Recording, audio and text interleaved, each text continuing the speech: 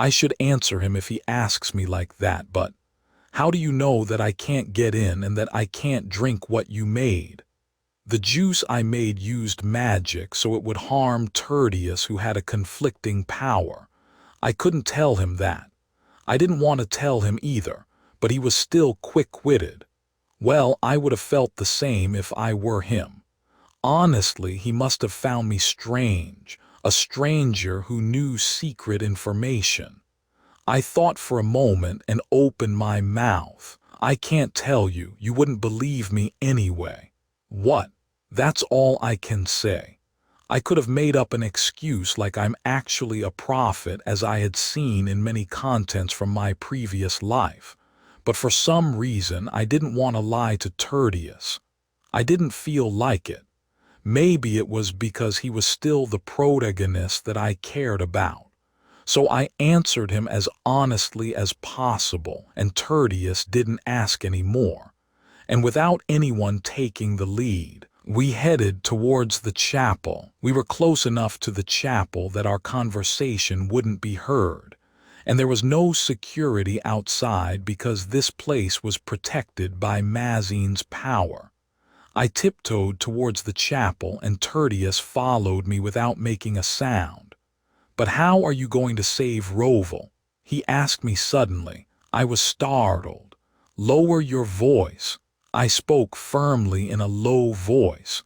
We had to be careful now that we were near the chapel. Then Tertius tilted his head at me. "Answer me." Fortunately, his voice was low too. Phew. I would die of a heart attack if I stayed with him for too long. I answered him in a barely audible voice. "First, we have to drive them out of here. And then you'll take care of it, won't you?" I didn't care about Rise's church after punishing them. It would be easier to leave them to Diego Faith. There was only one thing I had to get here anyway. Well, it would be nice to get something else too. As we exchanged a few words, we reached the back of the chapel. As we got closer to the chapel, we saw a huge curtain reflecting the moonlight. A transparent and dark red curtain that covered the entire chapel. Only those who were close to gods could see this, which was Mazine's protection. Now you see, I didn't want his trust in the first place, but it still felt bad that he still didn't believe me. "Yes, I see." I answered casually and stepped into the curtain first. My body passed through the curtain without any problem. "See," and as if to show off, I gestured at Tertius, who also followed me in. "You're welcome." I smiled proudly and looked at Tertius, whose lips rose slightly for a few seconds. It was barely noticeable unless you looked closely. He's so cold.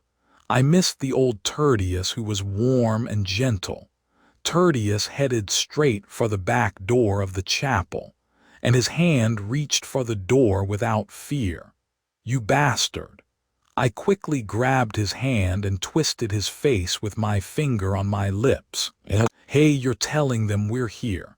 I gestured to him to come out and moved away from the back door. "Do you want to announce that we're breaking in?"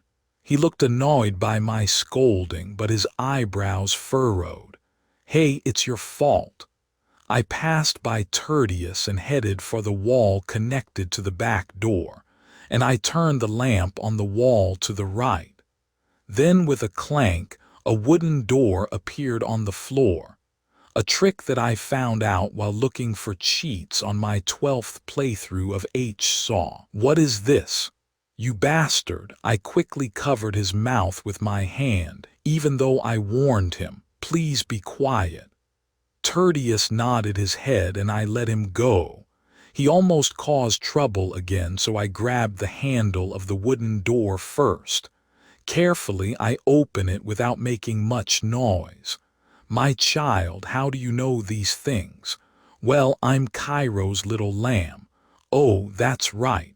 You are my smartest little lamb." I said something that Cairo's would like, and skipped the logical explanation. Creak, the door finally opened completely.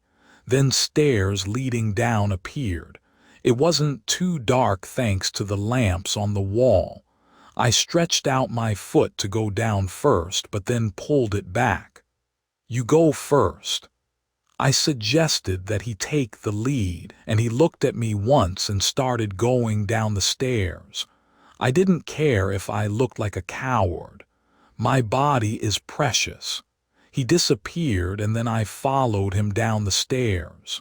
I closed the door carefully behind me and followed Tertian. How long did we walk? The narrow stairs finally ended and a huge space appeared.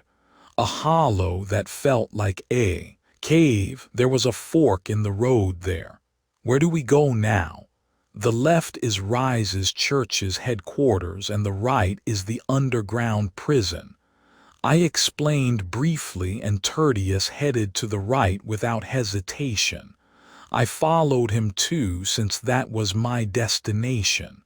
"Why are you going this way?" "Well." As I was about to answer, Tertius stopped and blocked the way with his arm. "What is it?" I sensed something. He whispered in a lower voice than before. I clenched my fist and replied softly, "I don't know why, but I'm nervous." Tertius was here, but I kept the inventory open so I could take out the holy weapon at any time. I was planning to break in with Chester, but what can I do about this situation? As I walked behind Tertius, who was moving slowly, a slightly brighter space appeared. "Who's there?" In the spacious underground prison, armed soldiers appeared in front of us. They all had blue faces and looked lifeless like corpses. They looked like zombies, but they were human. They were heavily addicted to happy. I was trembling when I faced them in reality. I was about to take out the holy weapon when, swish, blood splattered on the floor. Tertius had drawn his sword so fast that I couldn't even tell when he did it, and he was cutting down the soldiers. He's brutal. Seeing him, I suddenly felt lucky that Tertius had spared my life. Tertius easily killed the soldiers who attacked him. He looked like an emotionless killing machine. I wouldn't be much help in this fight anyway. I left the fight to him and looked around the prison. There were about 10 huge iron bars in the prison, and people were locked inside them. Most of them were powerless people from Roval. More than half of their bodies had turned blue from happy. Rise's church was experimenting on them using happy. How could they do such a thing? I bit my lip as I heard Cairo's sigh. Then Tertius finished off dozens of soldiers in an instant and shook off the blood on his sword. He headed for the iron bars. "Thank you." I was wondering how to open the prison doors, so I was grateful to Tertius, although he ignored my gratitude and walked past the prison cells. Then he stopped in front of one iron bar. He turned his head and I saw Tertius' elite subordinates. They were wearing robes like Tertian, but I could tell by his eyes that they were his subordinates, so he came to find his subordinates. I approached Tertius, who was standing still. His subordinates were all unconscious, and they had blue spots on them from happy. "Feed these to them." I thought for a moment and took out some mandrake roots from my inventory and handed them to him. "This should be enough. They're not too addicted, so they'll wake up soon if they eat this." "Thank you. You bastard, you can say thank you." I was a bit surprised, but it felt good anyway. I turned away from Tertius and went deeper into the prison. I felt it as soon as I entered the prison. A warm presence that seemed to call me in this dark and gloomy space. Kairos must have felt it too. "My child, there is." I knew it by his excited voice. I smiled faintly and headed for the iron bar that was isolated from the others. Unlike the others, there was only a black box here. Fortunately, this iron bar was also opened when Tertius swung his sword, so I could go near the box right away. There was a golden lock on the black box. My little lamb, I feel a familiar aura from that box. Yes, I know, I reached out carefully to the box. This lock couldn't be opened by anyone from Rise's church or Diego faith. That's why they left it here in this underground prison. Only I could open it. My hand finally touched the lock. Then with a clank the box opened by itself. When the box opened, what I saw was a single white flower that glowed by itself. It looked like a mix of lily and rose, with a vitality that seemed alive even without roots, and a faint fragrance that filled my nose. This was an item that only the one who served the god of beauty, Kairos, and closest to him could obtain. Kairos' holy relic. You have obtained Kairos' holy relic, Kairos' flower. Oh yes, it was my flower. It's been so long. My child, do you know what this flower is? What is it? I pretended not to know. Like talking to an excited child, Kairos laughed and answered, "Ha ha. Yes, you wouldn't know. This flower is very old, one that I cherish dearly. I grew it myself and wore it everywhere. Yes." This was the difference between holy weapons and holy relics. Both were made by gods, but holy relics were used by gods themselves. That's why they were more precious. So hurry up and put it on your ear. Okay, so this is how it goes. Yes, I knew this would happen when I found the flower. I had to do this for Kairos to regain his power. I closed my eyes tightly and put the flower on my ear. As soon as I did, the flower shone and began to disappear. Through me, it returned to where it belonged. Thank you, my child. Thanks to you, some of my power has returned. I'm glad. This was why I had infiltrated Rise's church. There were holy relics that Kairos had used, buried all over the world. In the original work, Kairos' power grew stronger every time he found them, and Tertius used that power to defeat Diego faith. I also came here to use that power. At that moment, a system message appeared in front of me. You have obtained the title Kairos Faith's Idol. Kairos Faith's Idol, you have worn Kairos' flower. You are as charming as the god of beauty, Kairos. Title option fan service. You can make someone a follower of Kairos' faith with a 10% chance by winking at them. If you fail, there is a 1% chance of being despised by them. Only usable 3 times per person. What is this? There was no such title in the original work. First of all, what is that option? I was speechless and stared at the system message. Then Tertius came over after healing his subordinates. Kairos also shouted at me excitedly, "My child, I'll share some of my power with you." Ah, not now. I didn't know how he would share his power, but Tertius was coming, so I couldn't do it now. Huh, oh, okay.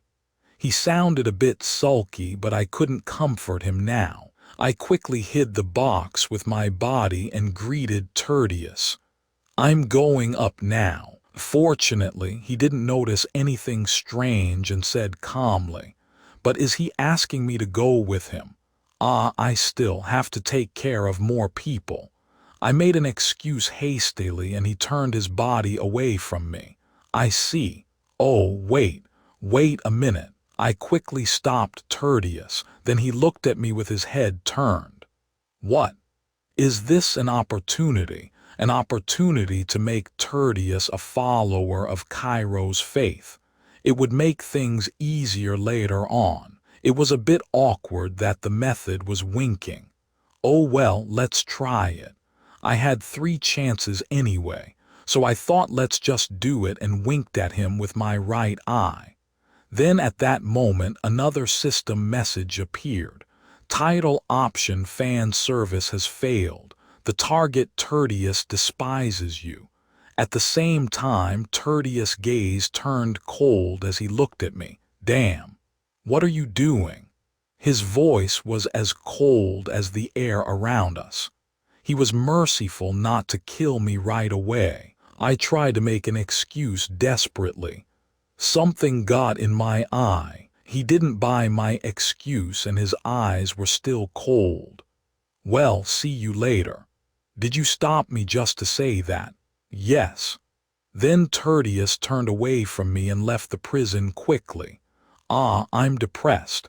After Tertius left the prison, I sat there blankly for a while, and after some time I came to my senses. It's okay. I wasn't on good terms with Tertius anyway. Even though he despised me now, he wouldn't kill me. And if I cleared the sudden quest, Tertius' favorability would increase slightly, so it would be fine. I comforted myself and my shattered mental state recovered a little. But I never expected to be so devastated. I winked at someone for the first time and received contempt in return. I felt incredulous at myself. Well, I still had 2 more chances to make Tertius a Kairos believer, so I decided to hope for the future. For now, I got up from my seat and took out the mandrake root that was left in my inventory.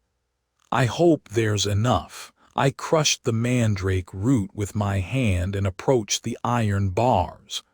Then I fed the villagers a little bit at a time. It took some time to feed them all since there were many of them. When I was finished with my task, I felt exhausted. When will this body get stronger? I stretched my limbs in frustration when I suddenly heard a voice. My lamb. It was Cairo's cheerful voice calling me. Yes, Kairos, my little lamb, I will share some of my power with you now. There was no Tertius around, so it should be fine. Just breathe calmly. It will be over soon. I felt a sudden wave of nervousness. My whole body started to glow white. From head to toe, a warm and gentle power seeped into me. I felt vitality coursing through my body, even though I was just breathing. It seemed like my weary body regained its vigor. This is amazing. Although my power is still insufficient to heal all your wounds, you should feel much better now. Kairos sounded a bit sad, but he was fine. I feel much better, thank you. And I'm still healing, so I'll be fully recovered soon. I wasn't a doctor, so I couldn't diagnose myself accurately. But I was sure that this was the best condition I had been in since I woke up in Revelov's body. Before, I felt like I had weights on my shoulders and head, but now they were gone. I wanted to find Kairo's relics as soon as possible. Then, I started to walk faster.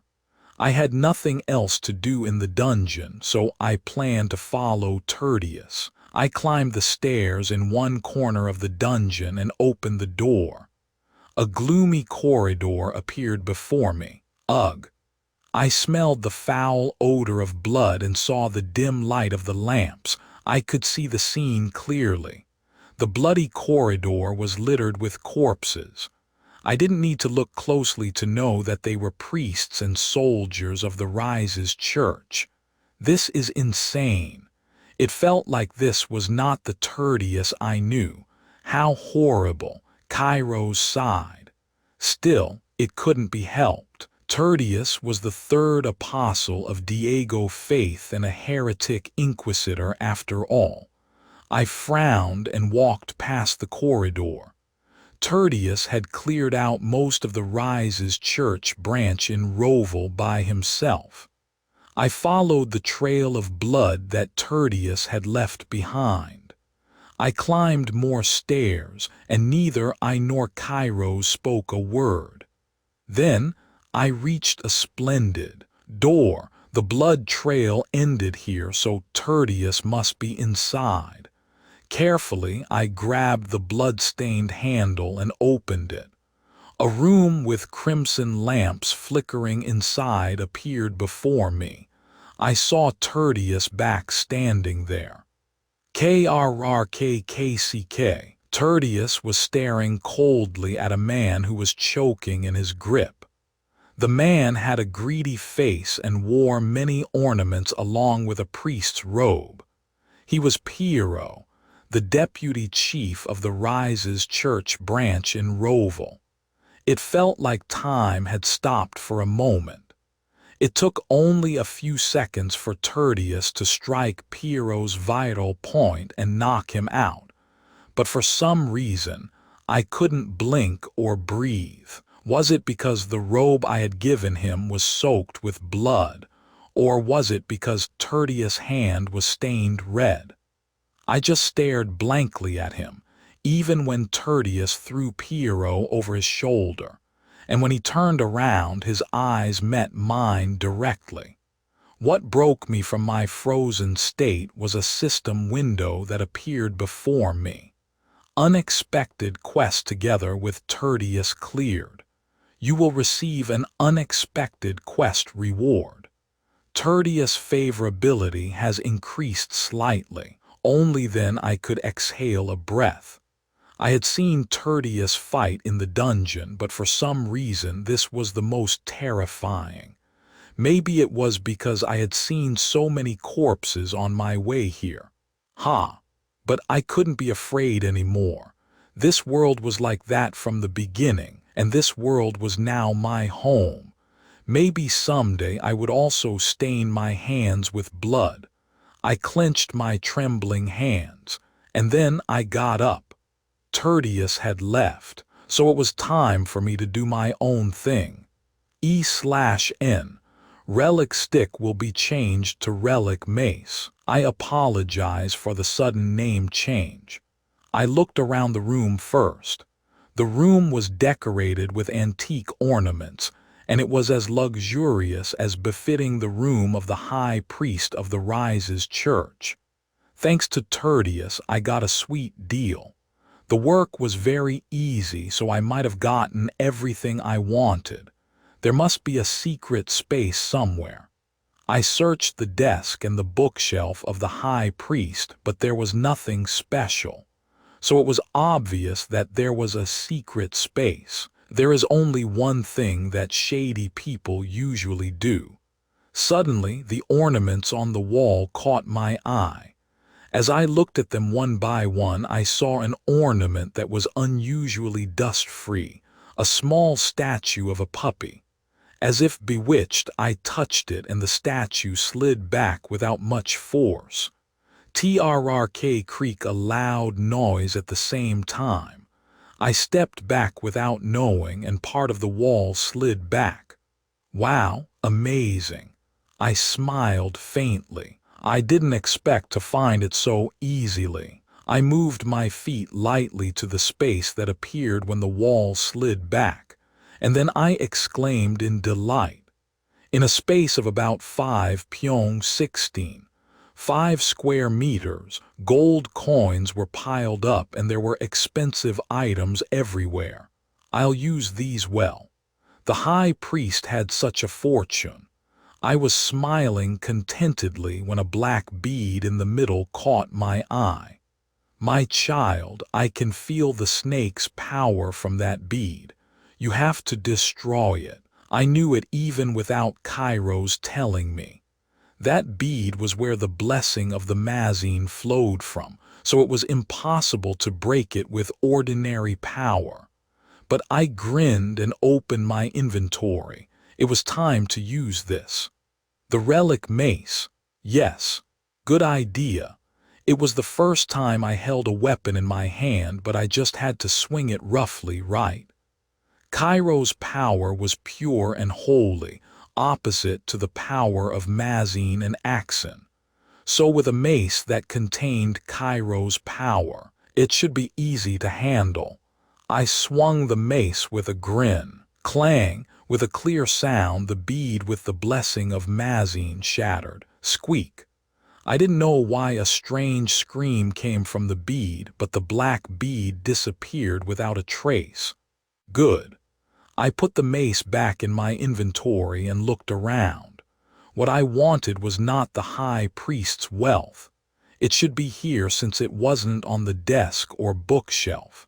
As I looked around, there was something that stood out among the valuable items. An old box that didn't match the flashy space. I opened the box right away. At the same time, a system message appeared. You have achieved the achievement destroyer of Mazine's blessing.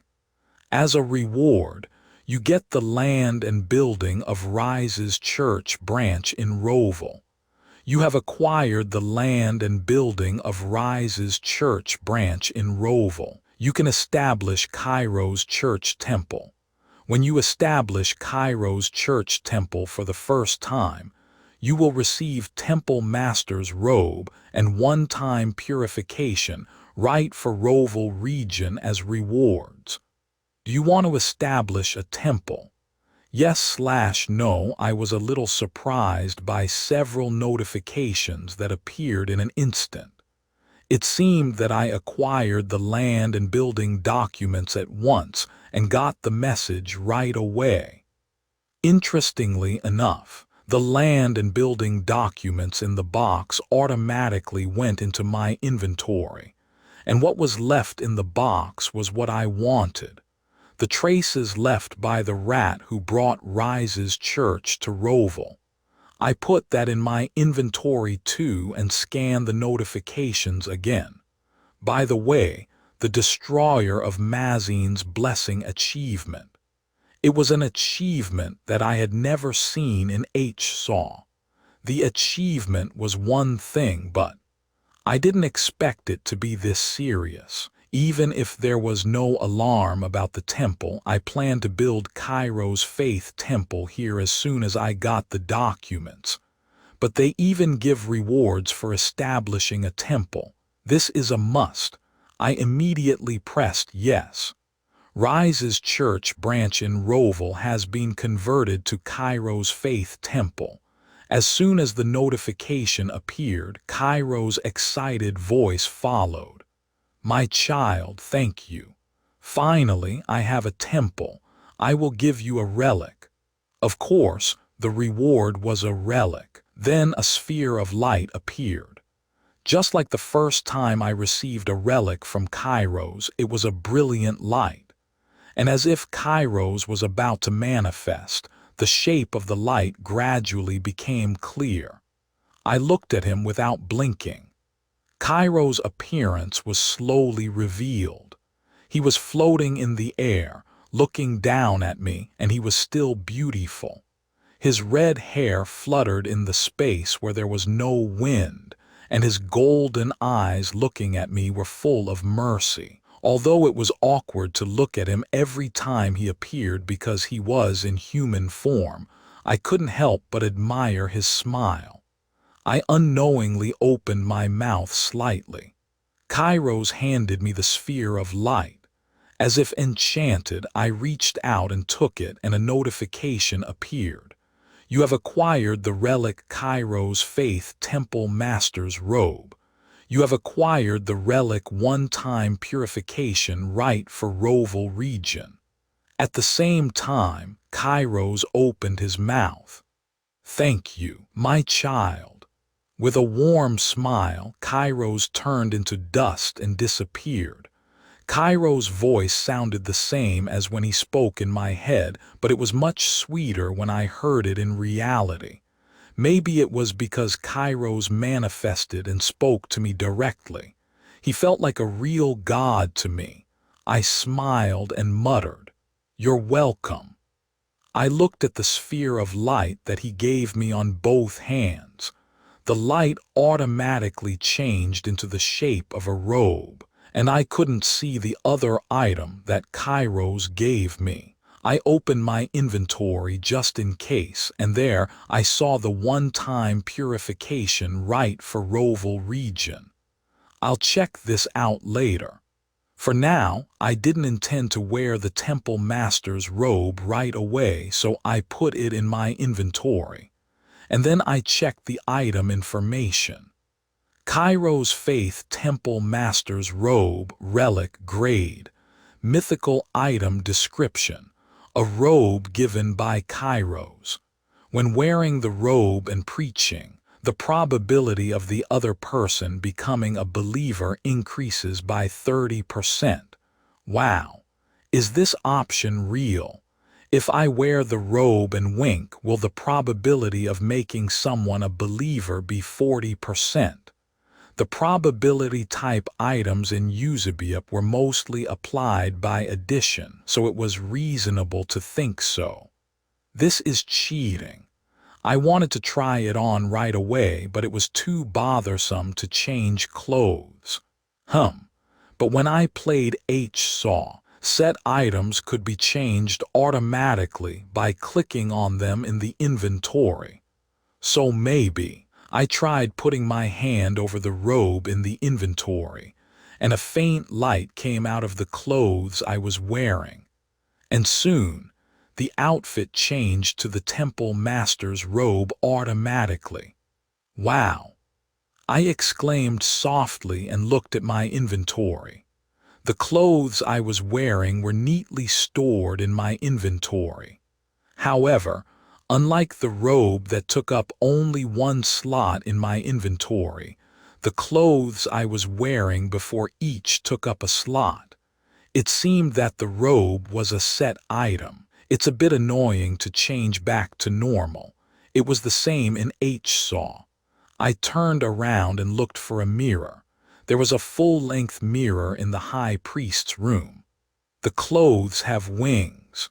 The Kairos Faith Temple Master's robe was mostly white, and it had a uniform-like shape. The top and bottom, as well as the gloves and shoes, were all white. On top of that, there were fine ornaments made of gold. You look very good, my child. You are as beautiful as me, my lamb. Really? I shrugged my shoulders and looked at another relic in my inventory. One-time purification rite for Roval region relic grade. Mythical item description. An item containing the power of the god of beauty, Kairos.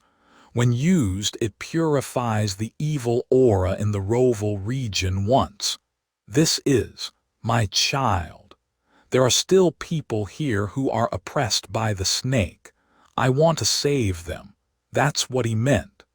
Maybe if I use this purification right, the people who were addicted to happy will get better. That's so like Kairos. I understand Kairos. There was nothing left for me to do here.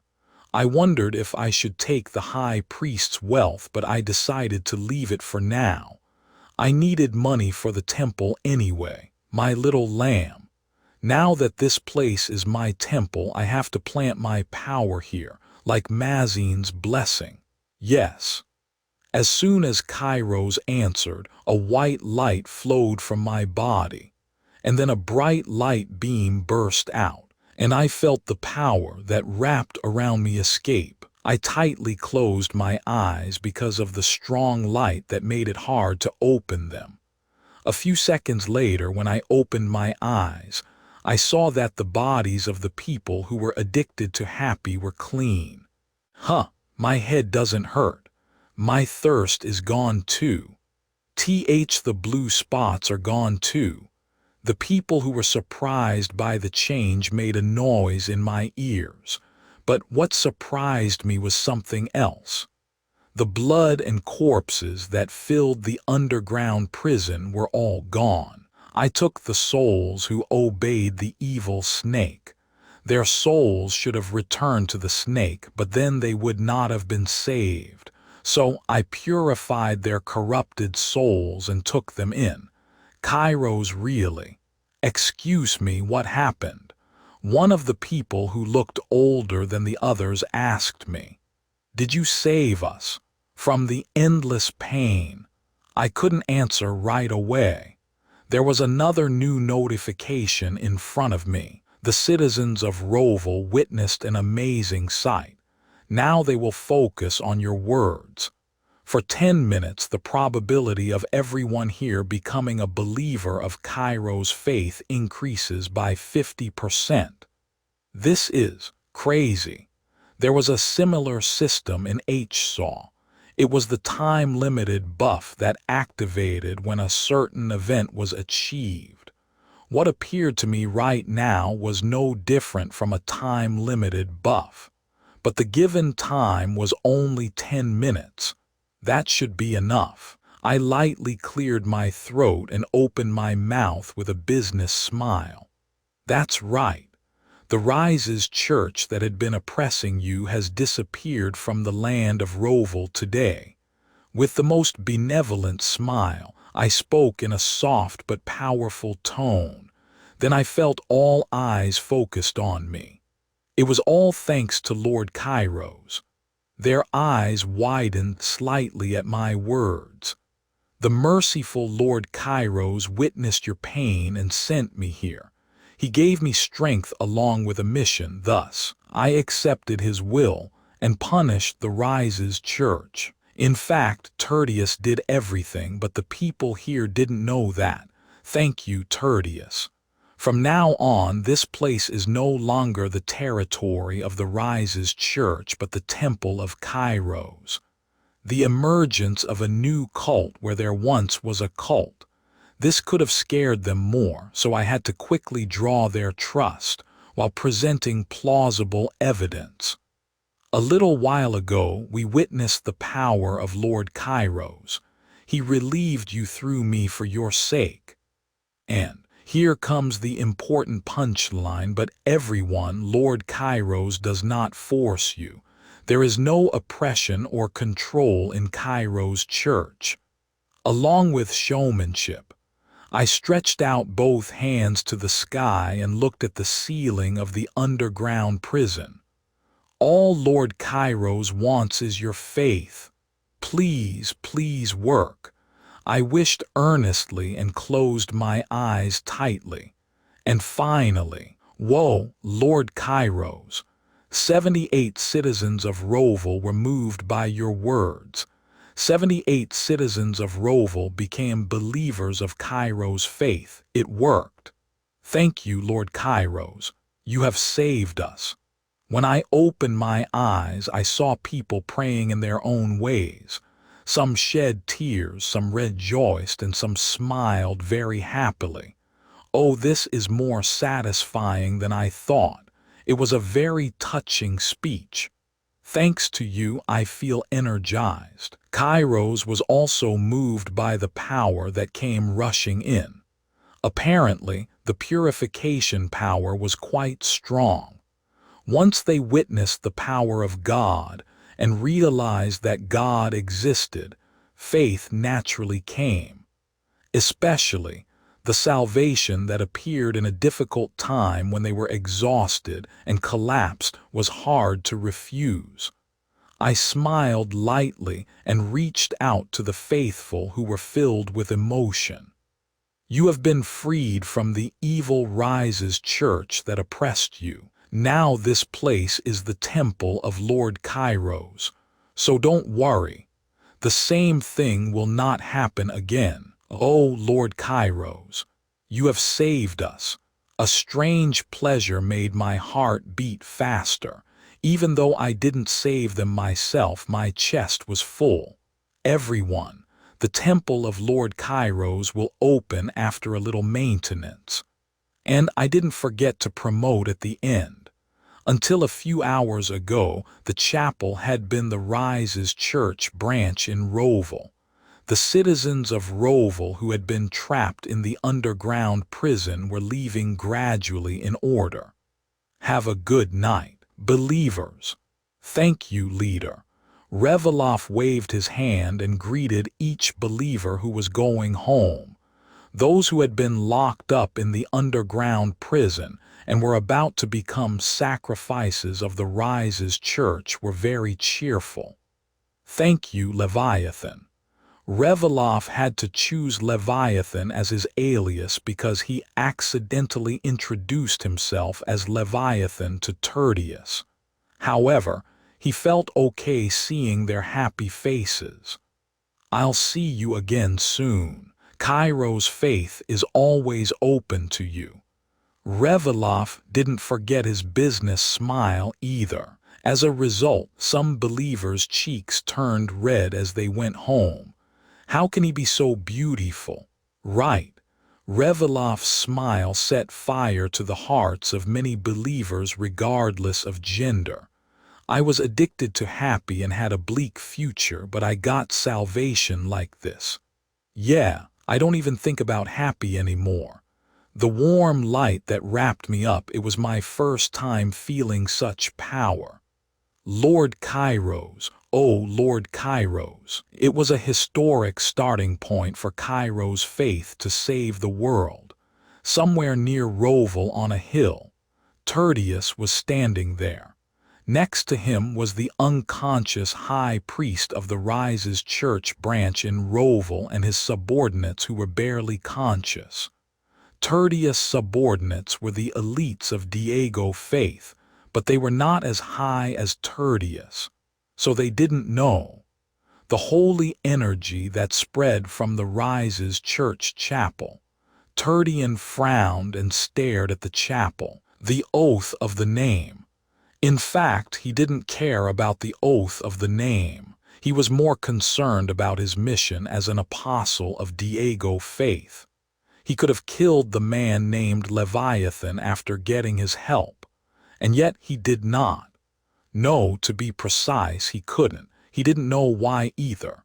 He felt a similar emotion as last time, especially when he wore the robe that Leviathan gave him and moved with Leviathan. That emotion became stronger. Familiarity. Why is that? He wondered endlessly. Why do I feel familiar with him and can't kill him? Tertius could have cut him down in an instant if he wanted to, but his instinct refused, and the warm wave that came from the Rise's church chapel. Normally, he couldn't ignore that either. Even if Cairo's faith was a small religion, having that much power meant it was a clear target for confrontation. But Tertius decided to keep it a secret. He felt like he had to. Tertius sighed softly and ordered his subordinates, "Let's return." Soon, the group on the hill disappeared in an instant. Today, my body was unusually light. Last night I received more power from Kairos as the number of believers in Kairos faith increased. If I keep going like this, I'll not only get healthy but also stronger. I smiled contentedly and opened the religious status. Religious status, Kairos faith leader, 1 Reveloff Holden high priest, 1 Alpheus paladin, 1 Chester. Believers, 80 Layla Rose. Total number of believers, 83. Wow. Amazing. The number of followers increased overnight. It seemed that the believers who heard my speech also preached to others. Although it was only 2 people, it was something. And as the rumors spread through their mouths, more believers would join. My child, meeting you was truly a fortune. The number of believers has increased so much. It's all thanks to me. Yes, yes, of course. Well done, my child. I couldn't stop smiling.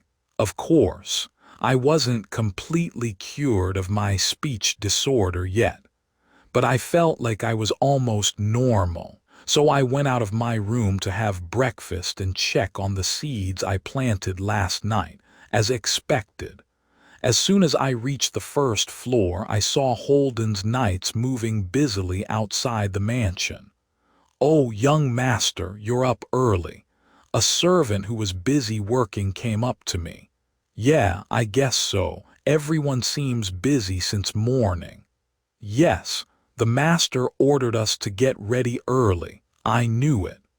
What are you going to do, mother, about Cairo's faith? I listened to Seven's question. Then mother sighed softly. I'm thinking about it.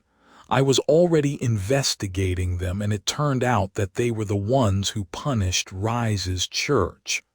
That's right, Mom. I did it all. Yes, that's what I heard, but I didn't even know there was such a place. I'm worried they might become another Rise's church. You bastard, how dare you compare them? I was worried about that too, but it seems that they also helped the citizens who were addicted to happy. Most of the citizens of Roval testified to that. Is that so? Yes. So for now, let's accept them but keep an eye on them for a while. The citizens of Roval want that. Way to go, Mom. There was no way to stop the establishment of a religion under the imperial law anyway. The only thing needed was one thing, the Lord's permission. And even that couldn't be refused without a special reason. So this was the natural course of action. But I did all this work because I wanted to convert Holden's territory into Cairo's faith. I wanted to wink at my mother while using my leader's robe, but I had no intention of revealing that I was the leader of Cairo's faith, and even less of winking at my family. So for now, I was satisfied with this much. Then there's only one thing left: to stop the last disaster of Holden's territory. And today was the day when the last disaster came. Deep in the night, the time when the mansion was asleep. I sneaked out of the mansion as usual. I passed through the back alleys of Ellen and headed to Roval, where I saw some changes. The people who used to litter the streets were gone. Thanks to the purification of Roval, those who were addicted to happy had returned to their homes. It was a pleasant sight.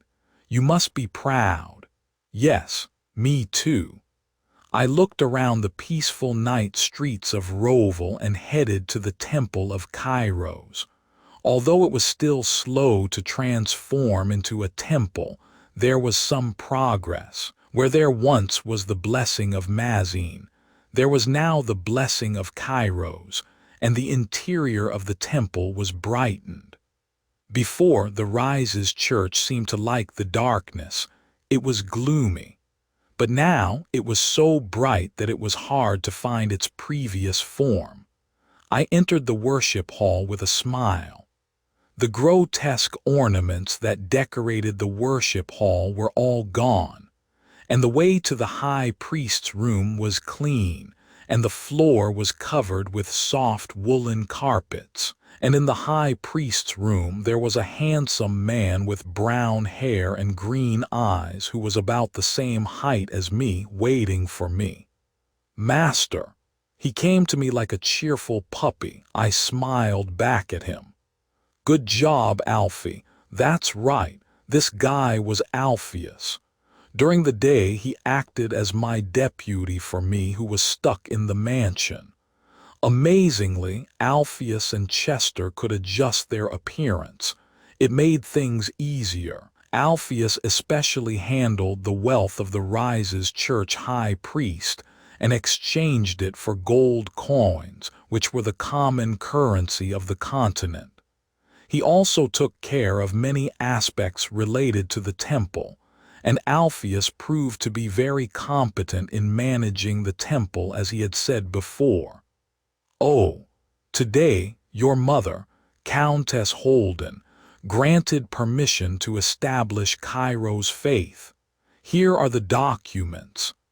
I skimmed through the documents that Alpheus handed me. It was about my mother praising Cairo's church for saving Roval's citizens and giving permission to establish it. Okay, keep this well.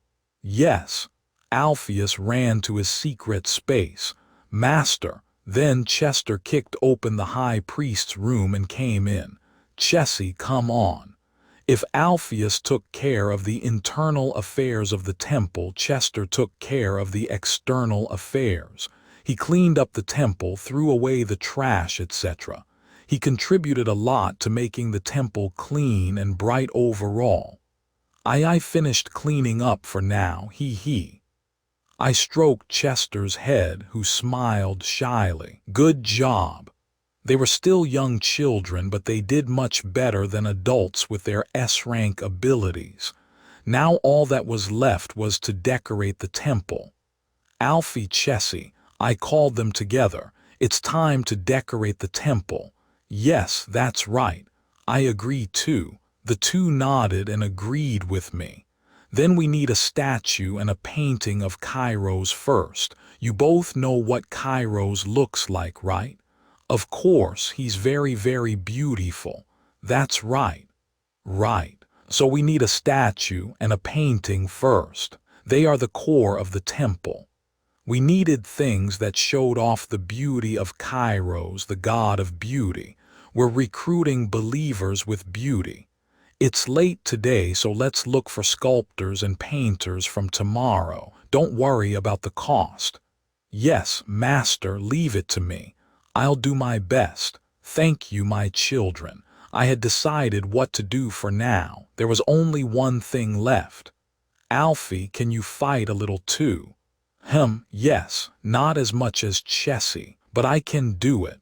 Really, that's good. I wondered if he could do it, but he seemed to be different from other S ranks. Then things would be easier. Then let's go out. I left the high priest's room with them. Should we go into our space? As we left the temple, Alpheus asked me, "Why are you tired?" No, not that, but... He seemed to be looking at my face. They were both dependent on me anyway. I want to give you two as much freedom as possible. Until now, I told you to stay in your space because you had nowhere else to stay in the mansion, but now you don't have to. You can stay comfortably in the temple. Thank you, Master. Thank you. Don't mind me. Okay. Yes, yes. They answered in unison and looked cute, so I stroked their heads. Then Alpheus exclaimed with shining eyes, "Master, please call us anytime you need us. We can hear your voice anytime." Why, yes, wherever you are, Master. If you call us, we can quickly find you through our space. Their space was like a passage. I thought it was just their lodging, but it seemed not. Okay, I got it. By the way, Master, where are you going? Oh, a walk. The name was a walk, but what I was aiming for was something else. At that moment, boom, with a huge vibration, the ground shook. Here it is. It was a very short earthquake that lasted only a few seconds, but I knew what was going to happen now. I looked up right away. Crack, the sky above Roval began to crack about 5 meters in size. The sky was literally torn apart. Alfie, Chessie, yes, Master, yes. They didn't need to say anything, they knew what was happening. My child, it's a rift. Evacuate everyone to the temple, hurry. Yes. The two answered quickly and moved. The people of Roval had woken up from the shaking of the ground, so they would be able to evacuate soon. The temple had Kairos's blessing, so it would be enough to protect the residents. I took out the relic mace from my inventory. At the same time, a strange sound came from the sky. Kiik tilde, a creepy scream that made my hair stand on end. From the gap of the cracked rift, they began to pop out. Everyone get away, the rift is open. Get out of Roval. Alpheus and Chester swiftly evacuated the people. To be honest, I wanted to run away too, but I couldn't. If I ran away from here, not only Roval, but the whole territory would be in danger. The rift that opened in Roval, this was the last calamity that would swallow up Holden territory. I gripped the mace tightly and looked at the monsters that came out of the gap in the rift. These were mammon. They were supposed to exist in the demon world, but they often popped out to the human world and harmed humans because of the rifts that Mazine opened. Damn you, Mazine. The reason why I sent Roval's citizens to the temple was because of this. Kairos would block Mazine's power. "My little bird, are you okay?" Kairos asked me worriedly. I couldn't honestly guarantee it, but maybe it was possible. No matter how much stronger mammons were than humans, I was the leader of a religion, and I had a relic. Yes, I'm fine, ever since I received the mace from Kairos. From then on, I had already made up my mind.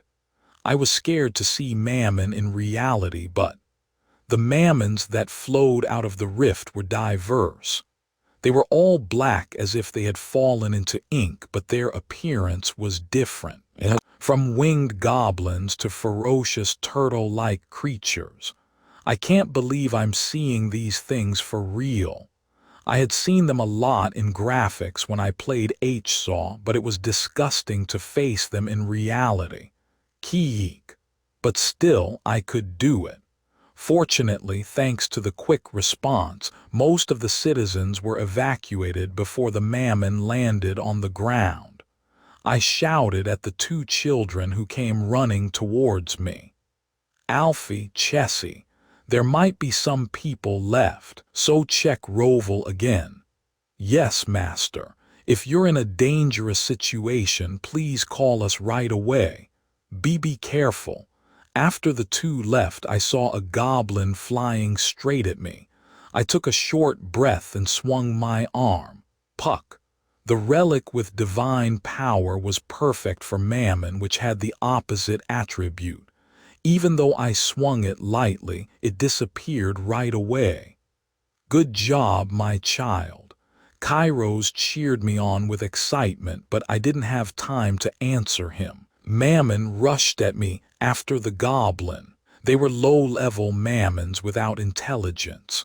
Fortunately, they targeted me, who exposed myself openly in Roval where there were almost no people. I didn't know how long my body would last, but I had a lucky item. Puck, Quo Tilda. It felt like I became a Munchkin character when I destroyed a human-sized mammon with one swing of the mace. Could it be that I'm a Munchkin?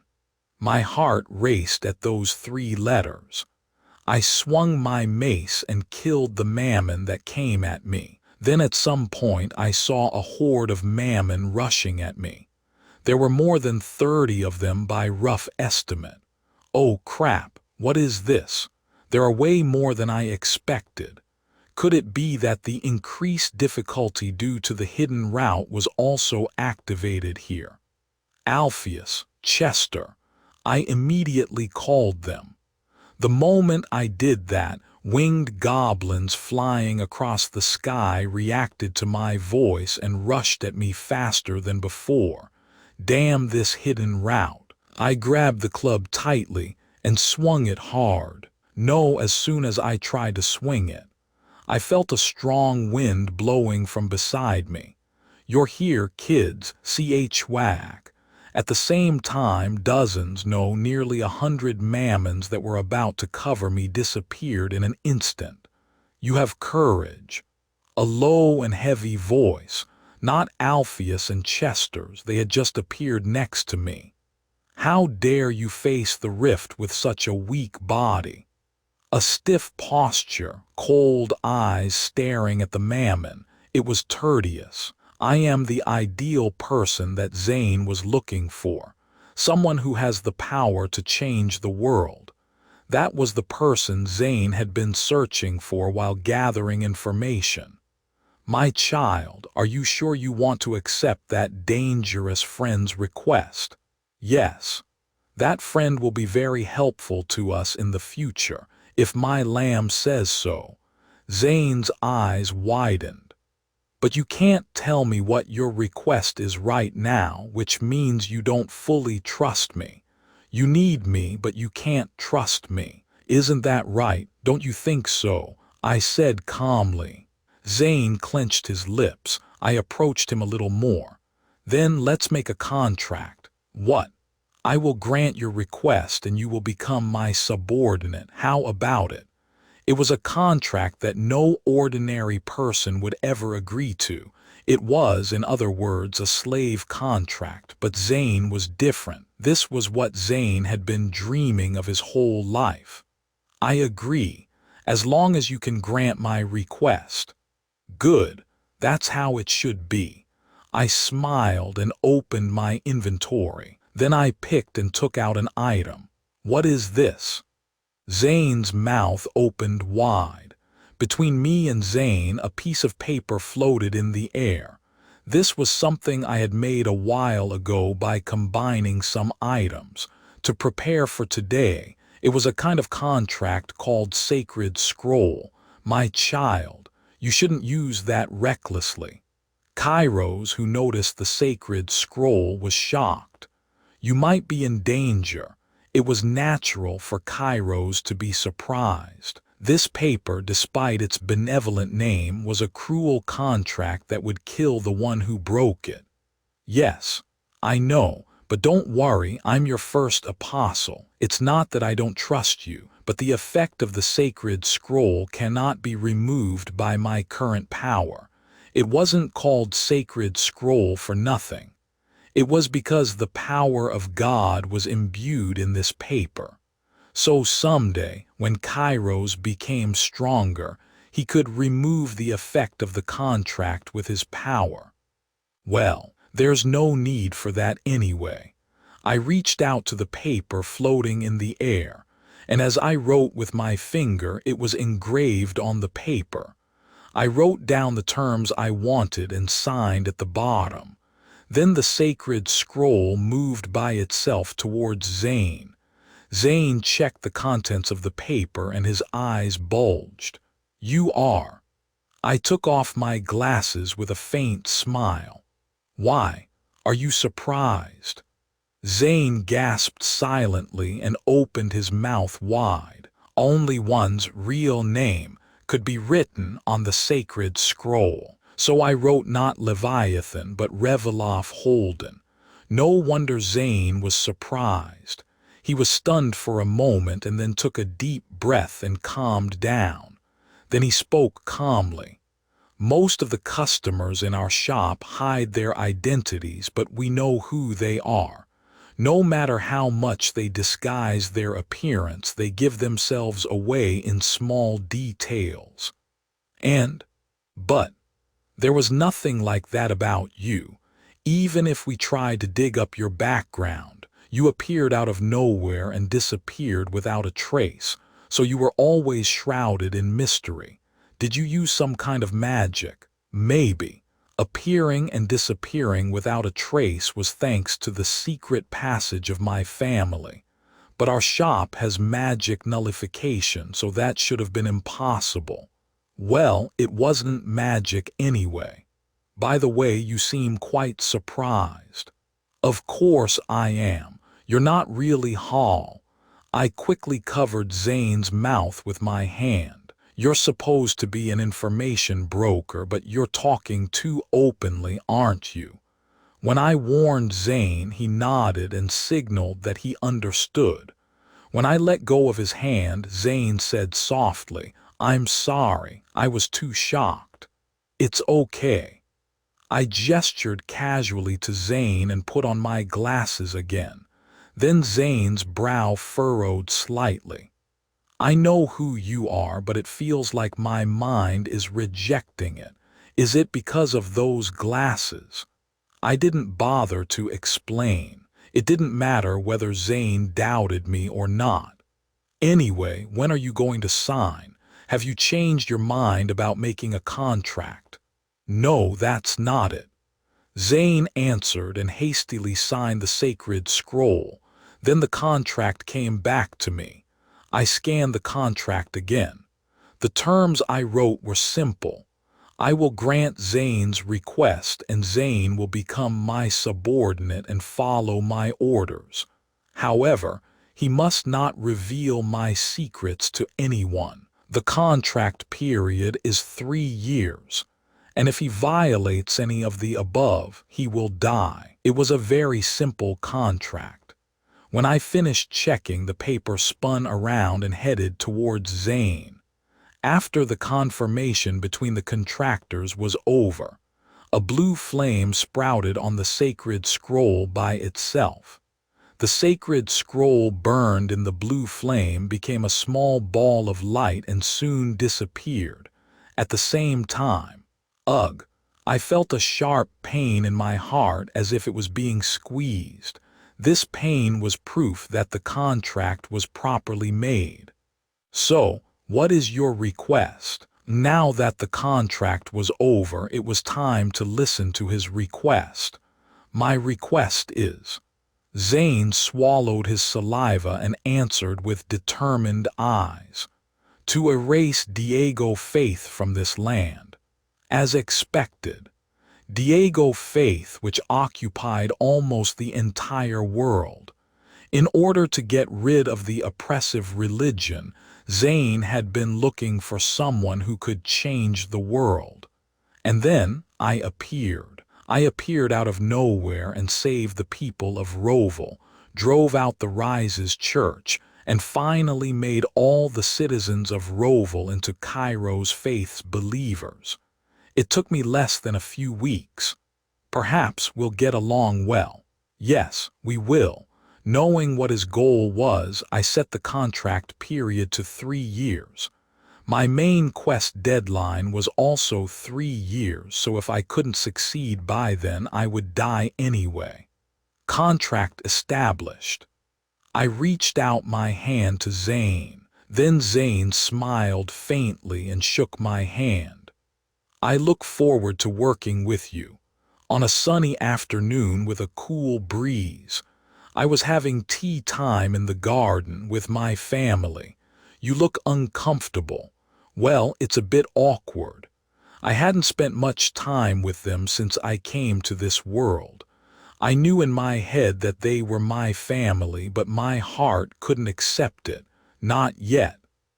I feel like it's been a long time since I spent time with you guys. I've been too busy and neglected you guys. I'm sorry. No, Mother. I quietly sipped my tea as I listened to the conversation between Mother and Sevenus. The cool fruit tea was more to my liking than I expected. Do you like it, Revi? Yes. She asked me out of the blue. I forced a smile and looked at Mother. By the way, how are you feeling these days? Are you okay? Yes, I've gotten much better. I heard you're training with Fanatic. Is it not too hard? Of course it is. Fanatic did push me hard, but it wasn't as difficult as before, thanks to the increase in the number of believers of Cairo's faith. Kairos gave me divine power every time he gained strength. Thanks to that, not only did my body become stronger, but also the number of times I could use divine power release increased from 5 to 7. I'll have to try it out in a real battle to know for sure. I was able to kill about 10 low-level monsters with 1 divine power release during the last rift, so now I should be able to kill more than that. According to the experiment I did at the temple, the number of times increased, and the thickness also increased by a few centimeters compared to when I first got the skill. Mother doesn't have to worry. He's been going out a lot lately, so he's faring much better. As Sevenus said, I went out a lot recently. For a few days after stopping the rift in Roval, I had a purpose of avoiding Fanatic's training for a few hours, but I also hated being trapped in the mansion. Of course, I went out at night, but that was no different from escaping. So I often went to play in Ellen, and I also toured Roval with knights. The citizens of Roval, who had regained their vitality, resumed their economic activities. They all praised Kairos with bright faces and lived their lives, and Mother supported them as compensation for the pain they suffered from the Rise's church. She's a good Lord. She provided not only living expenses, but also repaired the buildings that were collapsing. The followers of Roval worked hard to spread the word as their quality of life improved. Thanks to that, the Kairos faith increased its number of followers day by day. Still, Revi, you should get a checkup soon, you understand? Yes, Mother, I will. Not right now, but a little later. I still needed more time. By the way, I heard that the citizens of Ellen are also favorable to Kairos faith these days. The topic of Kairos faith came out of Sevenus' mouth. I pretended to drink tea and listened carefully. That's right, it must be because of the rift that opened up recently. Yes, thanks to the Kairos temple, all the citizens of Roval were safe. Ahem, Kairos seemed happy with Sevenus' compliment. Well, I was happy too. Kairos is the best.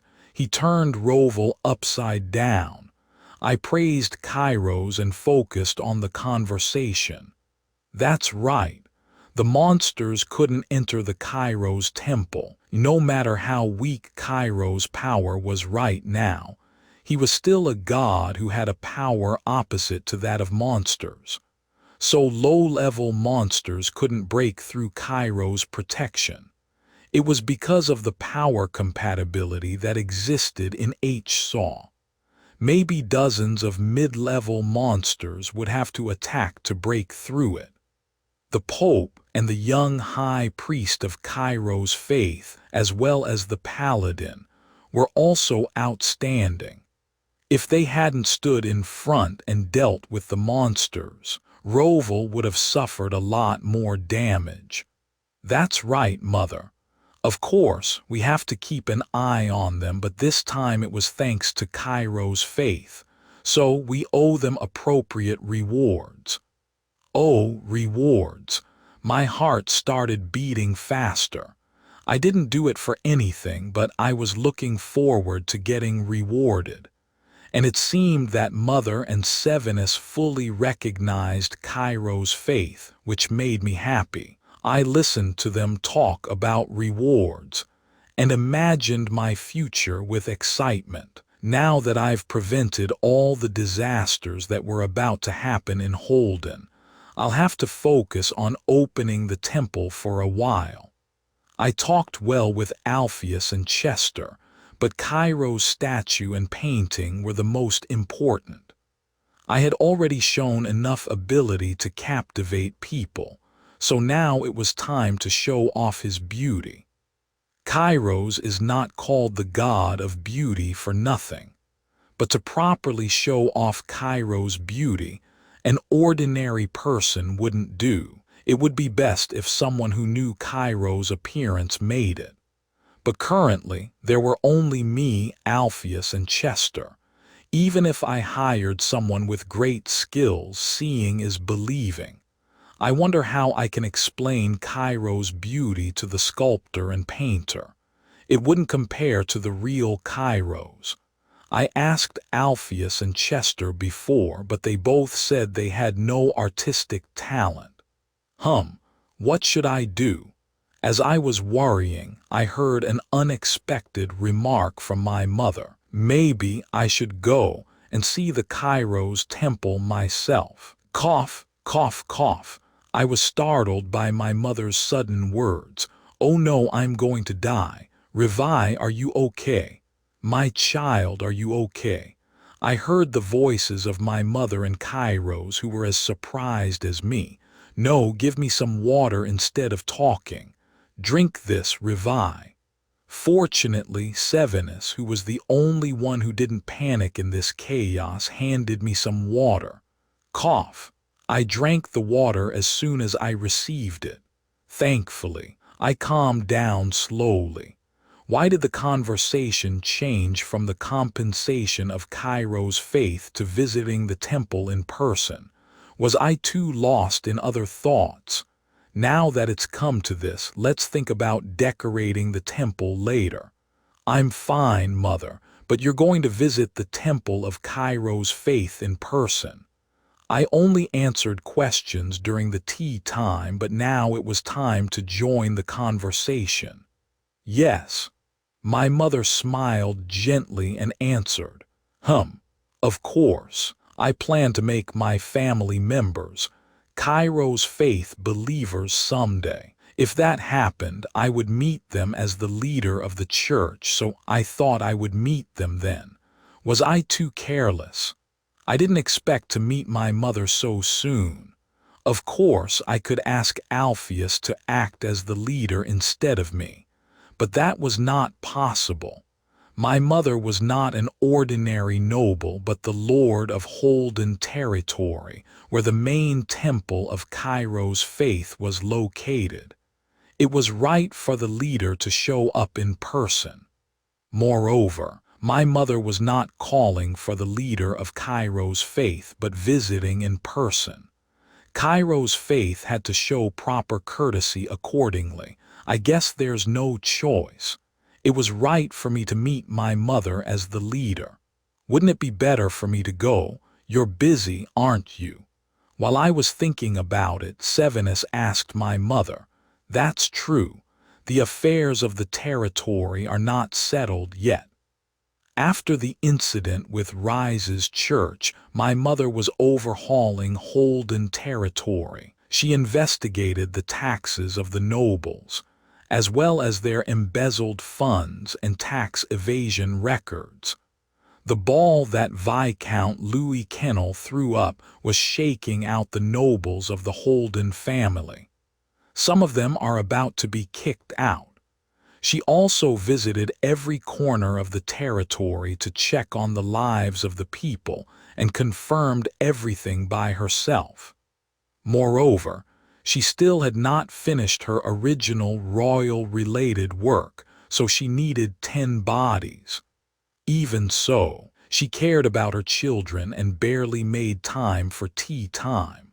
Of course, I'm not going to visit right away. I'll have to meet this leader after I sort out the management of the territory. Soon, my mother's eyes turned sharp like a well-honed sword. I have to see for myself if he is trustworthy or not, to prevent what happened in Roval from happening again. I swallowed my saliva unknowingly. It was a woman who was once called a sword of the battlefield, but fortunately, there was still time left. My mother and Sevenus did not trust the leader of Cairo's faith yet, but they had at least some goodwill towards him. By the way, what about Rise's church? Fortunately, Diego Faith has started investigating them. I see. Then I can trust and leave it to them. Rise's church was so mysterious that it was hard to find them in Holden by themselves. It's easier to leave this kind of thing to Diego Faith. Of course, I knew where Rise's church bastards were, but I wouldn't tell my family their whereabouts. It would be dangerous if they touched them wrong. So now is the time to focus on opening the temple. At sunset, somewhere in the forest. Huff, huff. The middle-aged man ran and ran. He had to get into the village before the sunlight disappeared completely behind the fog. But now that he had been running for a long time, he was out of breath and could not run anymore. But he thought of his children who were waiting for him at home. I can't die, I can't die. If I die, my children will. To feed his children and for the people of the village who were like his family, he searched for food in the forest. He couldn't get out of the forest because of the magic that hung over it. That meant he had to go back to the village to survive. He gasped for air and the fog gradually thickened. Please, please, Diego, God. The distance to the village was only a few tens of meters. There wasn't much left. The man squeezed out his last strength, then ran and ran. Finally, he saw the village in his sight. He clenched his teeth. At that moment, the fog completely thickened and the sunlight disappeared. "God, please help me," the man prayed to God. Awu. Behind him, he heard a terrible beast's roar. Grrrr, the sound of the beasts increased in an instant. "Hurry, hurry up." The entrance of the village came into view. The gatekeeper called him urgently. Grrrr. The man ran faster and faster. Not much left. God didn't abandon me, he thought so. At that moment, thud. The man's foot tripped over a stone. Krrk. His body rolled on the ground. The gatekeeper who was looking at him turned pale. Behind the man, a pack of beasts appeared in an instant. Crack! Blood splashed and the man's scream filled the forest. The gatekeeper closed his eyes and turned his body. "I'm sorry." And next to him, a young man who was watching the situation also closed his eyes. The young man clasped his hands and prayed earnestly. "Please, Kairos, please help us." After finishing training with Fanatic, I returned to my room and immediately took pastoral poison, washed up and lay down on the bed. It's nice that these days are monotonous. It would be nice if my life was always like this, but unfortunately, I didn't have much time left. I have to make an excuse for becoming a Kairos faith believer soon. Being the second child of the Holden family was a pretty good position. However, it was like a mountain to climb for me to clear my main quest. The deadline for the quest was only 3 years. Almost a month has passed already. I have to finish building the temple first. After completing the temple, I plan to visit there often when I went out during the day. Not as the leader of Kairos faith, but as Reveloff Holden. I would naturally appeal to the fact that I became healthier thanks to Kairos faith, and say that I would listen to the religion as a way of repaying their grace. That's why I was postponing the doctor's examination. It's a perfect scenario. But first, I need to hire an artist as soon as possible. Alpheus and Chester said they were looking hard, but there was no progress. Actually, it was possible to open the temple without Kairos statues and portraits.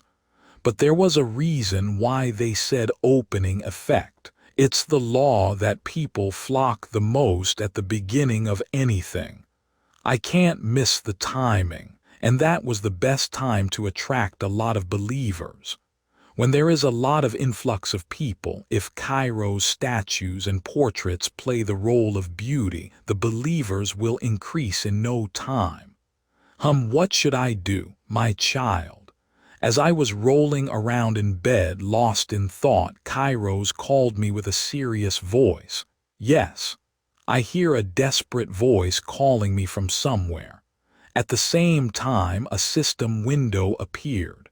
Sub-quest occurred. Sub-quest Salvation 1. Desperate prayer content. In a deep village somewhere in Cartel Forest, a fervent prayer for Kairos, the god of beauty, is taking place. Head to Cartel Forest for Kairos, the god of beauty. Goal: find the believer who is praying fervently for Kairos, the god of beauty, somewhere in Cartel Forest within 24 hours. This quest is a linked quest. Success. Found the clue for the next quest. Failure. Final success reward. Agent draw ticket 5 pieces. Do you accept? Yes/no. After reading through the quest window that suddenly appeared, I hesitated for a moment. I had seen the Cartel Forest quest many times in HSAW. The problem was that I only cleared this quest once. The reason was simple. The reward was not worth the time spent on the quest, but this was a condition that I couldn't refuse. The final reward is 5 agents draw tickets. How can I refuse this? I pressed the yes button as if I was possessed. My child, thank you. As soon as I pressed the accept button, Kairos said with a touched voice, "No problem. It's for our few believers." Of course, I was going for the reward. In fact, now that Kairos' power had recovered to some extent, wouldn't I be able to get some draw tickets if I pushed him? But I didn't want to ruin our relationship with a needless gamble. It's better to be sure. By the way, it was strange that a quest appeared at this time. It was different from the original story. In H-Saw, the Cartel Forest quest appeared when Tertius finished his business in Holden territory and headed to the next city, near Cartel Forest. When I first received the Cartel Forest quest, I cleared it, but after finding out that the reward was not satisfying, I just ignored it and passed by. It was just a sub-quest in the original story anyway. If you refuse the quest, you get an annoying debuff called Curse of the Dead, but it didn't matter much because the buff duration was only about 3 hours. But now, because of a believer's prayer for Kairos, the quest appeared even though I wasn't near Cartel Forest. Did I change the plot by interfering? Or maybe the prerequisite for this subquest was after finishing things in Holden territory and waiting for a few days. Whatever it was, it didn't matter much. By the way, if there is a believer who reached Cartel Forest at this point, it must be either Roval's believer or one of Ellen's few believers. That makes sense. Right now, Kairos Faith's believers were only that much. Thanks to Roval's believers who were actively preaching, there were more believers in Ellen too. Anyway, since I don't have much time, I need to contact Zane first. Zane. Yes, customer. When I called out with my voice training system, Zane's voice came to my ear. This was possible because Zane became dependent on me through the contract of Sacred Book. Simply put, it was like a whisper system in games. But what? Customer. This kid, he's getting out of hand. Oh no, I mean master. That's right. Get 2 horses ready right now. It took quite a distance from Holden territory to Cartel Forest, so I needed a means of transportation. Understood. But if you need 2 horses, do you have a companion? Yep, of course. If you don't mind, can I ask who it is? Do I have to tell him? Of course, my companion is you, kid. What? After finishing my conversation with Zane, I headed straight to the secret passage. As soon as I put on the robe and glasses in the secret passage, Kairos spoke in a serious tone. My child, you always try to fulfill my requests. Of course, because it's you, Kairos. But even if it's something that could endanger you. Yes. Of course, it was partly because of the reward, but as long as I served Kairos, I intended to follow his will completely. I didn't consider myself to be so virtuous, but I didn't have the heart to be evil either. I came out of the secret passage and headed to the back alley. Then I saw Zane standing with 2 horses in front of the secret shop. There was no one around, probably because it was late. I approached Zane right away. You've prepared everything even at this late hour. Good job. Zane smiled brightly. I'm Zane. This is easy for me. Horses looked good too. Zane was really useful. By the way, you're wearing those glasses again today. Yeah, this way no one can recognize me. It's amazing. They look like magic items. They're not. Anyway, Zane couldn't reveal my secret, so it was easy to talk to him. Of course, that didn't mean I was going to tell him where these glasses came from. By the way, master, do you know how to ride a horse? What? You've been weak since you were young. Well, yeah. I smiled faintly and approached the horse. Then I quickly adjusted my posture and got on. I grabbed the reins and looked down. Zane's surprised face was visible. Don't worry, I still remember. When I was young, before I got sick from Malone's disease, I learned how to ride a horse directly from my mother. It wasn't exactly my memory, though. Wow, you look like a general, really. Yes, you look very good. I felt a little better after hearing Cairo's compliment. By the way, this kid, Zane, why isn't he getting on? He looked like he was thinking, do I really have to do this? Ugh. I took out a money pouch from my pocket and threw it to him. Thud. Zane grabbed the money pouch and quickly followed me on the horse. You greedy bastard. Ha ha, I didn't even ask for this. Thank you, master. Be quiet, we're leaving now. I drove the horse without difficulty. I was just relying on the memory in my head, but it was surprisingly easy. Maybe I had some talent for it. You have better athletic skills than I thought, child. It's all thanks to you, Kairos. Well. I flattered Kairos a bit and reached the wall of the territory in no time. Then I remembered something I had overlooked. Damn. I forgot about the existence of the gatekeepers who guarded the wall. These days, my mother has been investigating the nobles like crazy and preventing them from escaping by strengthening the security of the territory. So I couldn't just go out as before. I needed a pass to get out. And to get a pass, identity verification was mandatory. I had to, damn it. I couldn't reveal my identity. As I was worrying, wait a minute, master. Zane got off his horse. He smiled brightly and approached the gatekeepers. The gatekeepers also greeted him warmly. Zane exchanged a few words with them and even laughed heartily. Then he came back soon. Let's go. You can just go out.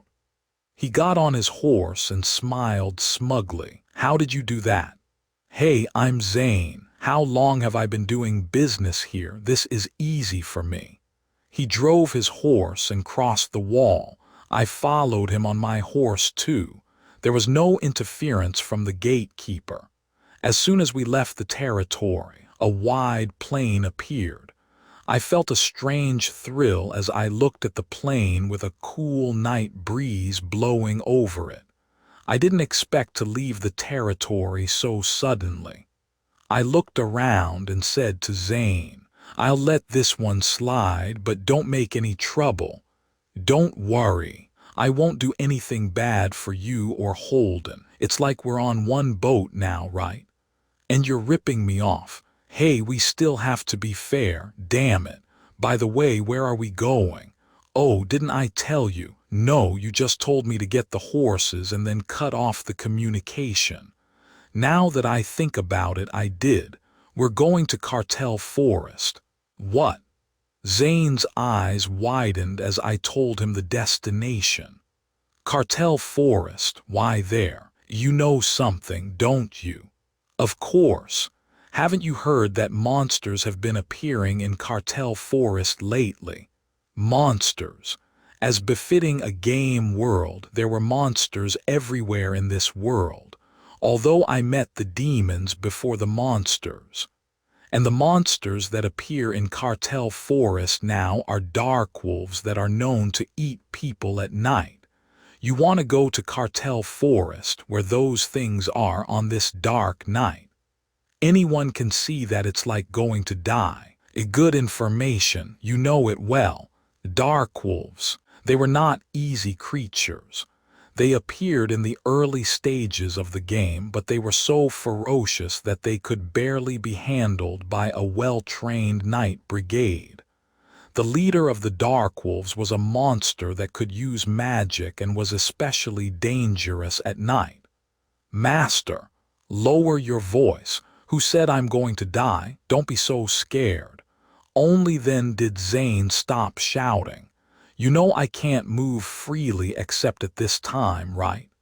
"I know, but it's dangerous." "I know." Zane sighed softly.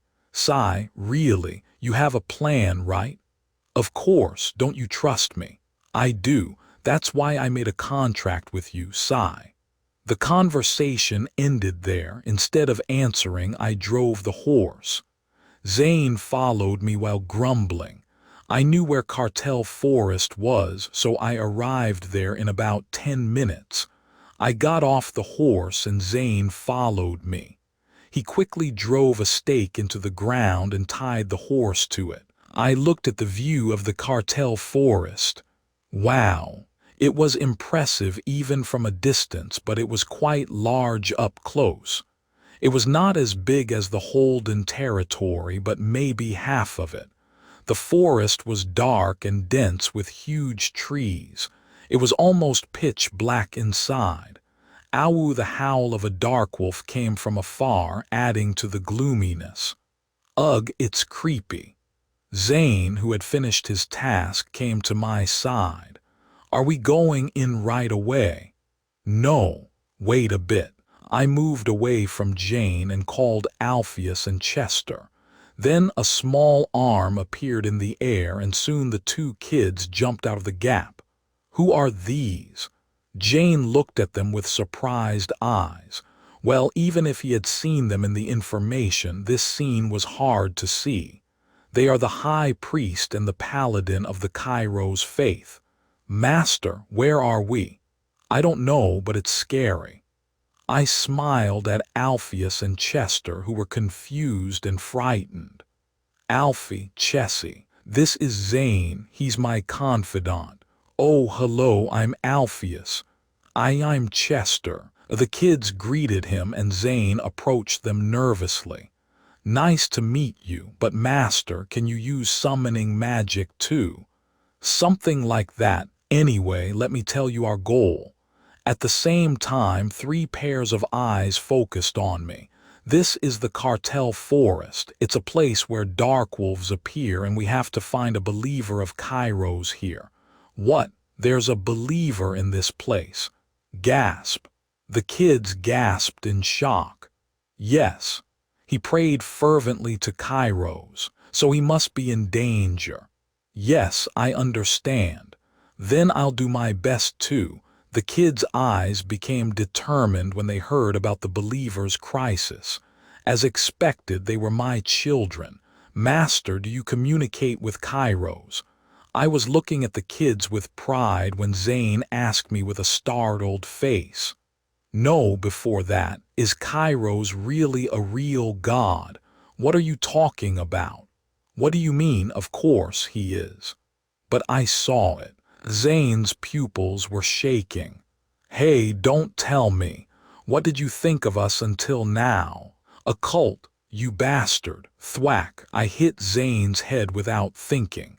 "Didn't you approach me because you saw my power?" Yes, I did." "Then what? A cult? What did you think of me then?" "Well, I thought you were a powerful mage, but now I think you're a powerful mage with a cult." "Oh, thwack. Ugh, really." I hit him one more time in anger. I thought he was a serious guy when I saw him in the game, but he was more of an idiot than I thought. "A cult." He thought I was a cult. I sighed at his unexpected answer. Is this guy worth taking with me? But I couldn't leave him behind now. The reason I took Zane in was not only because he was an information broker, but also something else. He deserves it. Yes. Hit him more, Master. Kairos and the kids cheered me on, but I barely restrained myself. Then Zane rapped his head and said with a wronged face, "I didn't know much about it. There are so many religions in the world, and some of them are cults. That's why I thought that way. I understand that, but anyway, we're not a cult. Well, I guess you might feel that way in this world. Yeah, Zane didn't witness what I did with his own eyes. He must have judged what he heard subjectively, but still, a powerful mage with a cult, how dare he? I was tempted to hit him one more time, but I decided to speak kindly instead. Kairos is real, Zane. Yes, I'll remember that, I promise. I sighed lightly and opened my inventory to take out the holy mace. Alfie Chessie, get ready, it's time to go in. Yes, master. Yes, yes, oh, okay. Alpheus and Chester quickly flanked me on both sides. Thanks to that, Zane was pushed back. Still, Zane followed us stubbornly and didn't ask any questions. The kids didn't look very fond of him, though. He may be your confidant, but I don't like him. Please bear with it. He'll become a believer of Kairos someday. Humph. Suddenly, Kairos' sulky face flashed through my mind. I couldn't help but laugh. Master, what should I do? Zane asked from behind. I just turned my head and answered. What do you mean? Of course, you have to fight too. You're not going to run away from the battle, are you? No, no, of course not. The kids joined in and taunted Zane. By the way, we're Alpheus and Chester always like this. I'll join in. Good, then support us from the back. You can shoot a bow, right? Right. How did you? I saw it in the original story. Anyway, let's go. I stepped into the cartel forest with the kids and Zane. I stepped into the cartel forest. Chester, the paladin, was at the front, followed by Alpheus, then me, and Zane at the back. We didn't arrange the formation beforehand, but it turned out to be the most efficient one. We all walked through the forest as if we had made a promise, keeping our presence as low as possible. It feels like we're doing some kind of courage test. The cartel forest at night was like something out of a horror novel. It was so quiet that not even a sound of insects could be heard, and there was a damp smell of grass.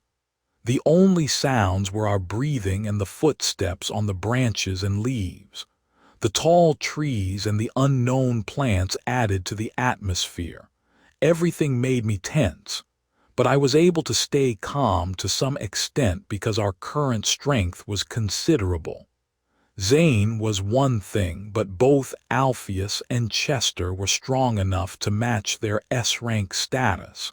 Darkwolves were powerful, but they were no match for the two kids.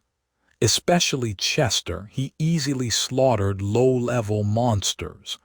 I didn't notice it at the time, but I realized it later. Chester was as strong as Tertius, if not stronger. Of course, unless the two fought each other, I couldn't rank them precisely. Be careful. If it gets dangerous, run away immediately. The angels will protect you. Let's see how it goes first. As I casually replied to Cairo's words, it happened. Chester, who was walking ahead, stopped and raised one hand. As soon as we saw the signal, we all stopped without hesitation. I tightened my grip on the mace, and Alpheus, who was in front of me, cast a barrier. Alpheus' barrier was big enough to cover all of us. And then roar, bang, bang, the attack began with the sound of beasts howling. Crash, darkwolves appeared out of nowhere and rushed towards us. Fortunately, they bounced off the barrier and rolled on the ground, but they got up quickly as if nothing had happened. Damn it! Zane cursed behind me and did something that made a noise.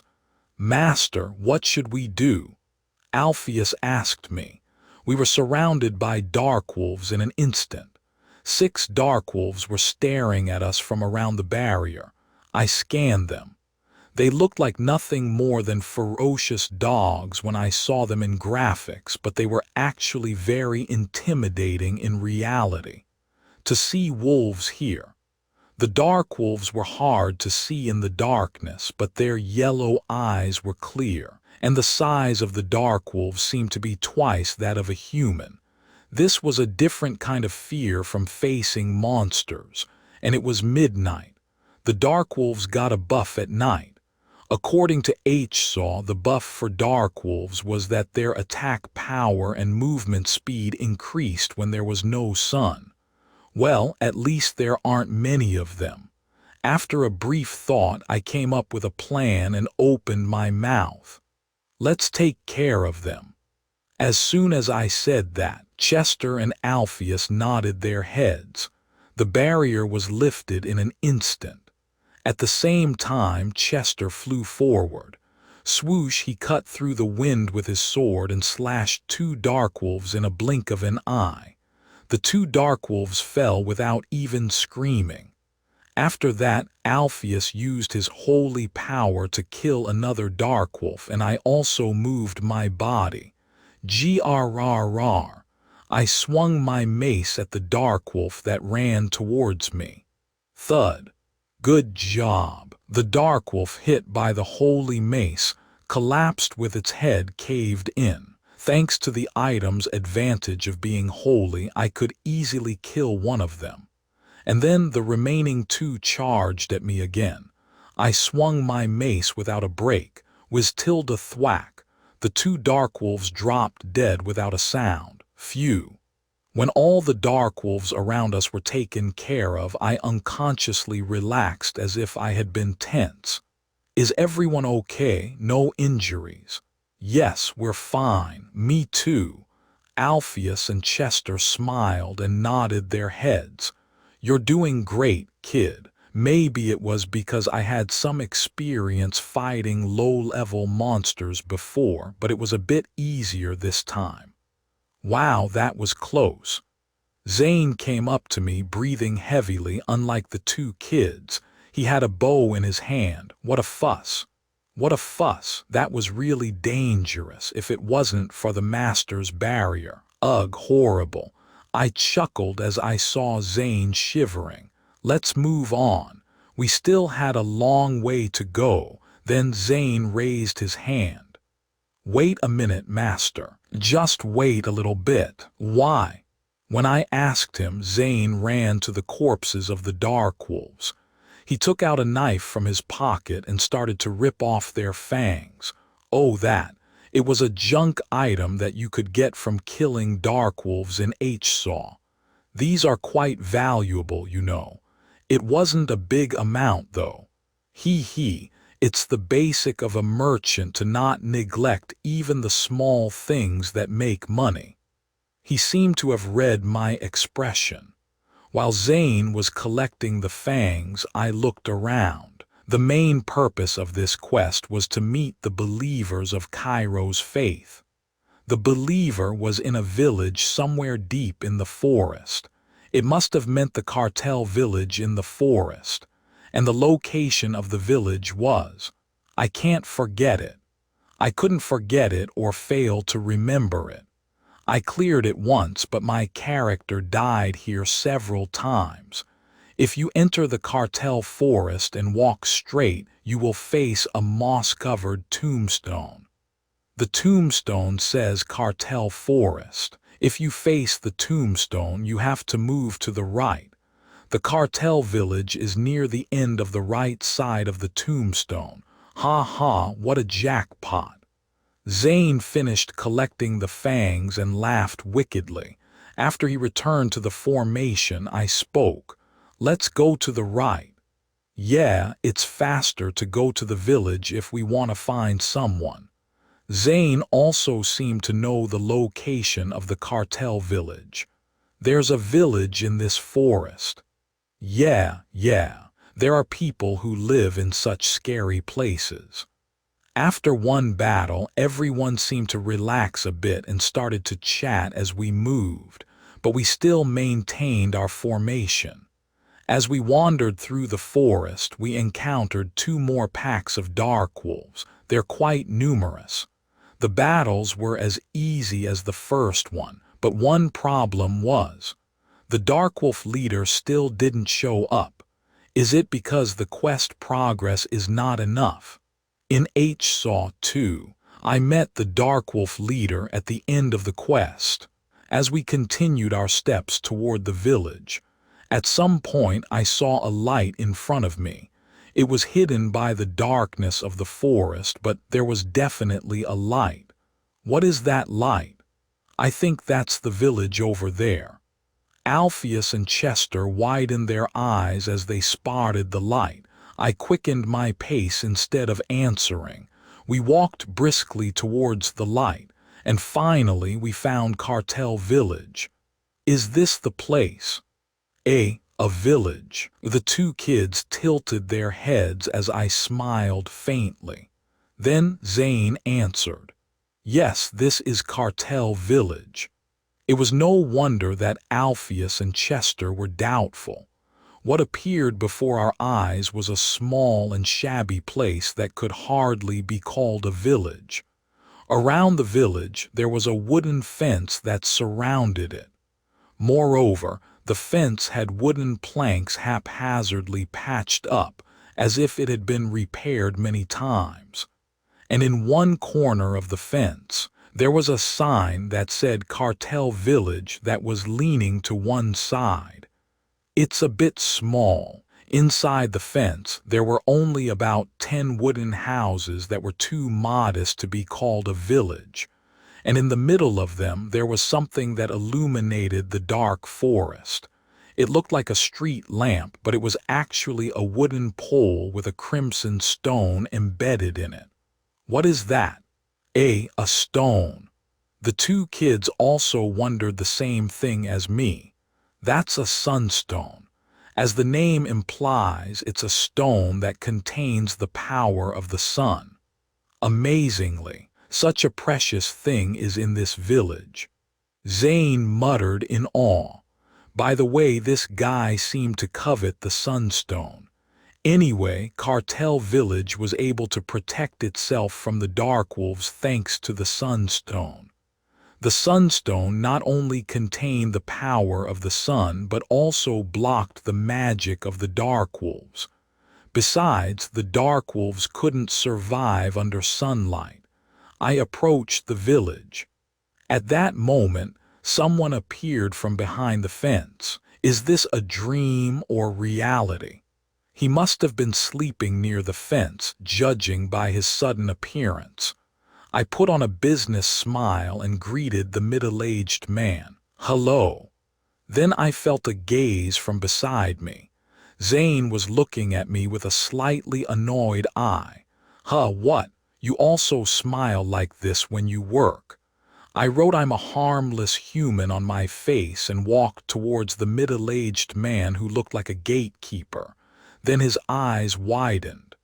No. How can there be people at this hour? Am I seeing things? No, you're not. As I got closer and stuck to the fence, his eyes grew even bigger. Did you enter Cartel Forest at this hour? Yes, we did. Alpheus came up to me with a bright smile and answered instead of me. No way, how did you? There are dark wolves in the forest. Yes, we know. I nodded and smiled, and then Chester ran up to my side. He raised his hand and shouted, We killed them on our way here." What? The man's eyes were about to pop out now. That's when people came out of the village. What's all this noise? Among the people who came out one by one from their houses, an old man who looked like the oldest came over and asked the middle-aged man, Elder. The gatekeeper quickly explained everything to the elder, how we suddenly appeared and how we killed the dark wolves on our way here.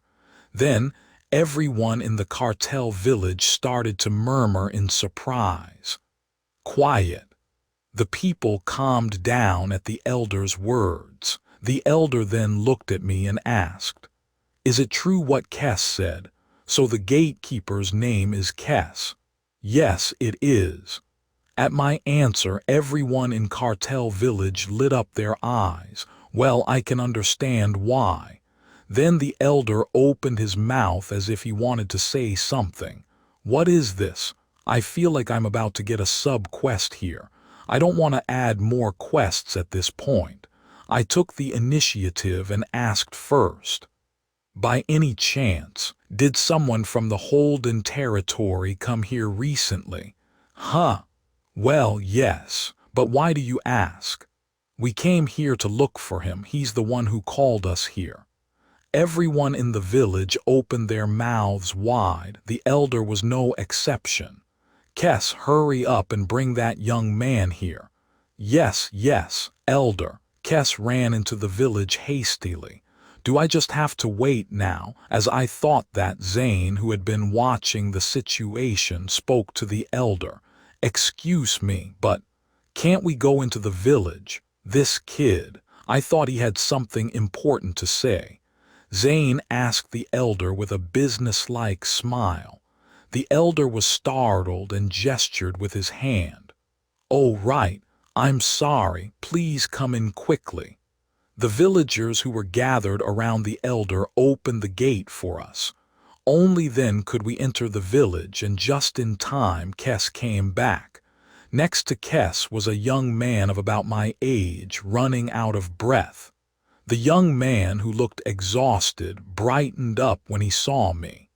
Leader. He ran towards me with a bright smile. As the young man approached, I recognized who he was. This brown-haired young man was a citizen of Roval.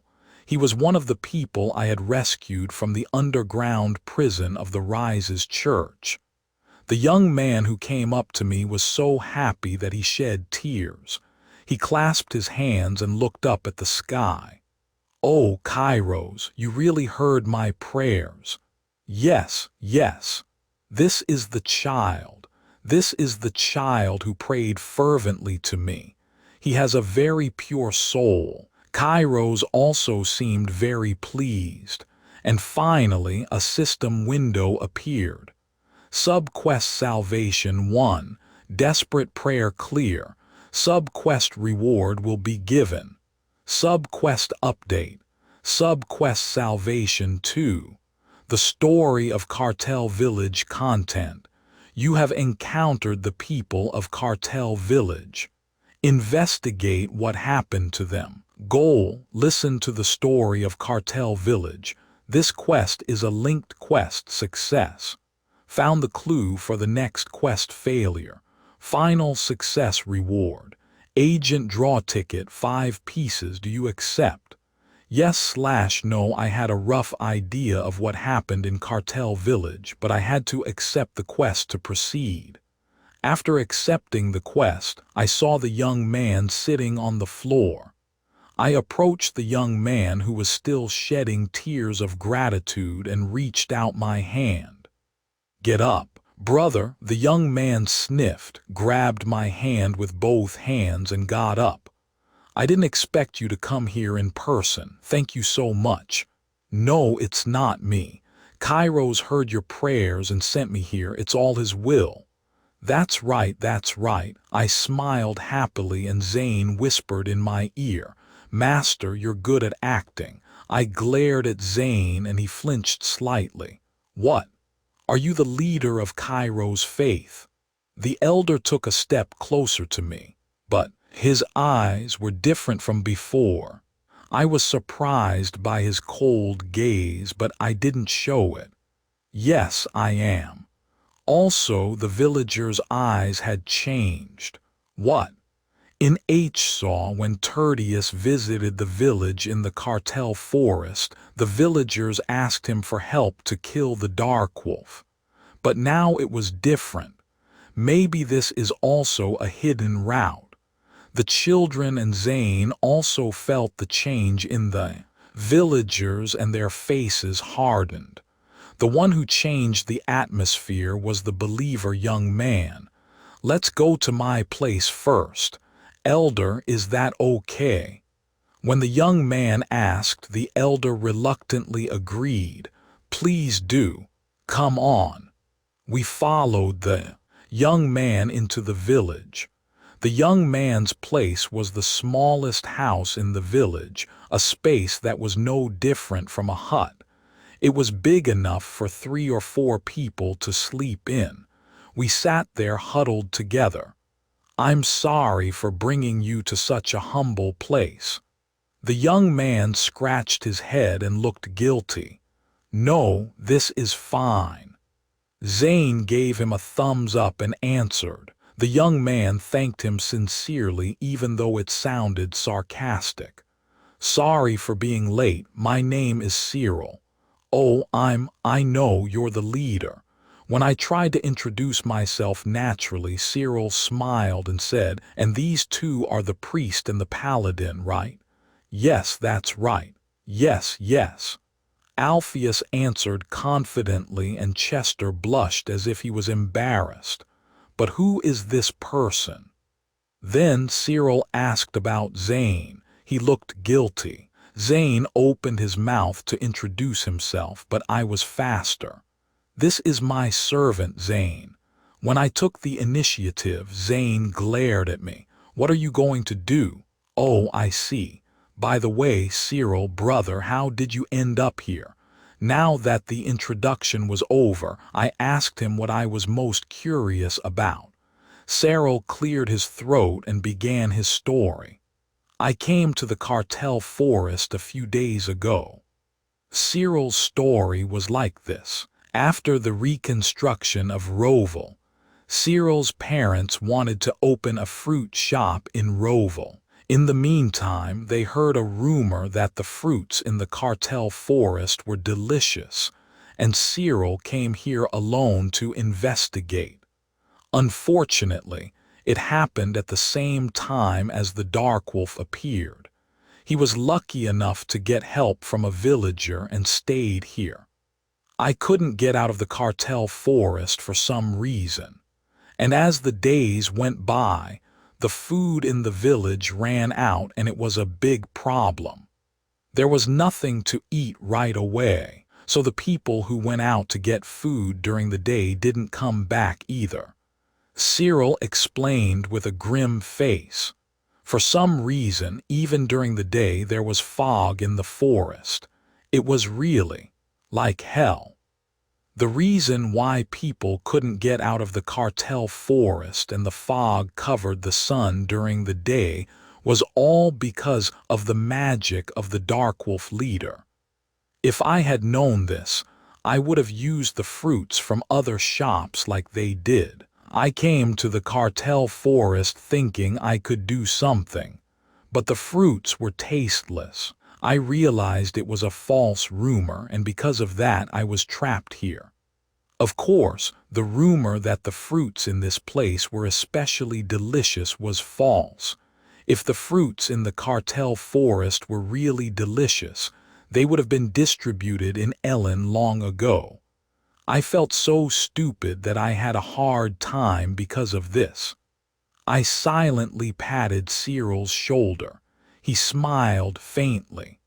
But I didn't want to give up on life, so I prayed earnestly to Kairos. He heard my plea and sent you and everyone else to me. Hope filled Cyril's face. I nodded and smiled back. Yes, I heard that child's earnest prayer. Kairos also seemed very proud. But Cyril, Zane, who had been listening quietly, suddenly called Cyril. "The villagers don't seem to welcome us very much." At that, Cyril's shoulders sagged. "That's because they are all faithful followers of Diego faith. So when I first came here and said I was a Kairos faith, they didn't like it very much. But I was grateful that they accepted me anyway. So that was why. It was really like a hidden route. In Hsaw, the village in the cartel forest had no religion, but now they were all followers of Diego faith. To them, Cyril was just a believer of another religion, so they let it go, but we were different. I guess it's different to accept one believer and to have the leader visit. They seem to be on guard. Zane's words made me and the children nod. The leader. Still, the villagers are all good people. They gave me food fairly and took care of me. Cyril added hastily, "Yes, I know." I gave him a reassuring smile. The villagers were good people, as I had seen in Saw, and as they had given Cyril a place to stay. The only thing that bothered me was that they were all followers of Diego faith. Later. Cyril looked at me anxiously. "I know it's a rude request, but can you help not only me but also the villagers?" With his question, the system window appeared again. Sub-quest Salvation 2. The story of Cartel Village clear. Sub-quest reward will be given. Sub-quest update. Sub-quest Salvation 3. The Savior of Cartel Village content. You have heard the story of Cartel Village from a faithful believer and received a request. Please don't turn down the faithful believer's request. Goal: save Cartel Village success. Agent draw ticket 5 pieces failure. All villagers die. Do you accept? Yes/no. This was the last quest. Well, the Cartel Forest quest wasn't very long in the original either. But the failure penalty was all villagers die. Isn't that too much? If there was such a penalty, they should have told me from the beginning. It wasn't even in the original, damn it. Anyway, I had no choice but to accept it since I had come this far. Yes, don't worry. I held Cyril's hand and smiled. Thank you, leader, thank you all. Cyril bowed his head to us and thanked us. Then he suddenly got up from his seat. "Oh, I don't have any food, but I'll bring you some water." He left the hut. As soon as Cyril was gone, Zane whispered to me, "Master, this is not a good feeling. Are you okay?" He also felt something bad and asked me cautiously, "Let's just give it a try. The villagers didn't do anything bad to us." The job was simple anyway. All I had to do was kill the Darkwolf leader in the forest and the rest would be easy. Besides, there was no monster regeneration in Saw, so it was over once I killed them all. Let's get up, we don't have time. I had to finish everything before morning. I got up from my seat and left the hut. The children and Zane followed me.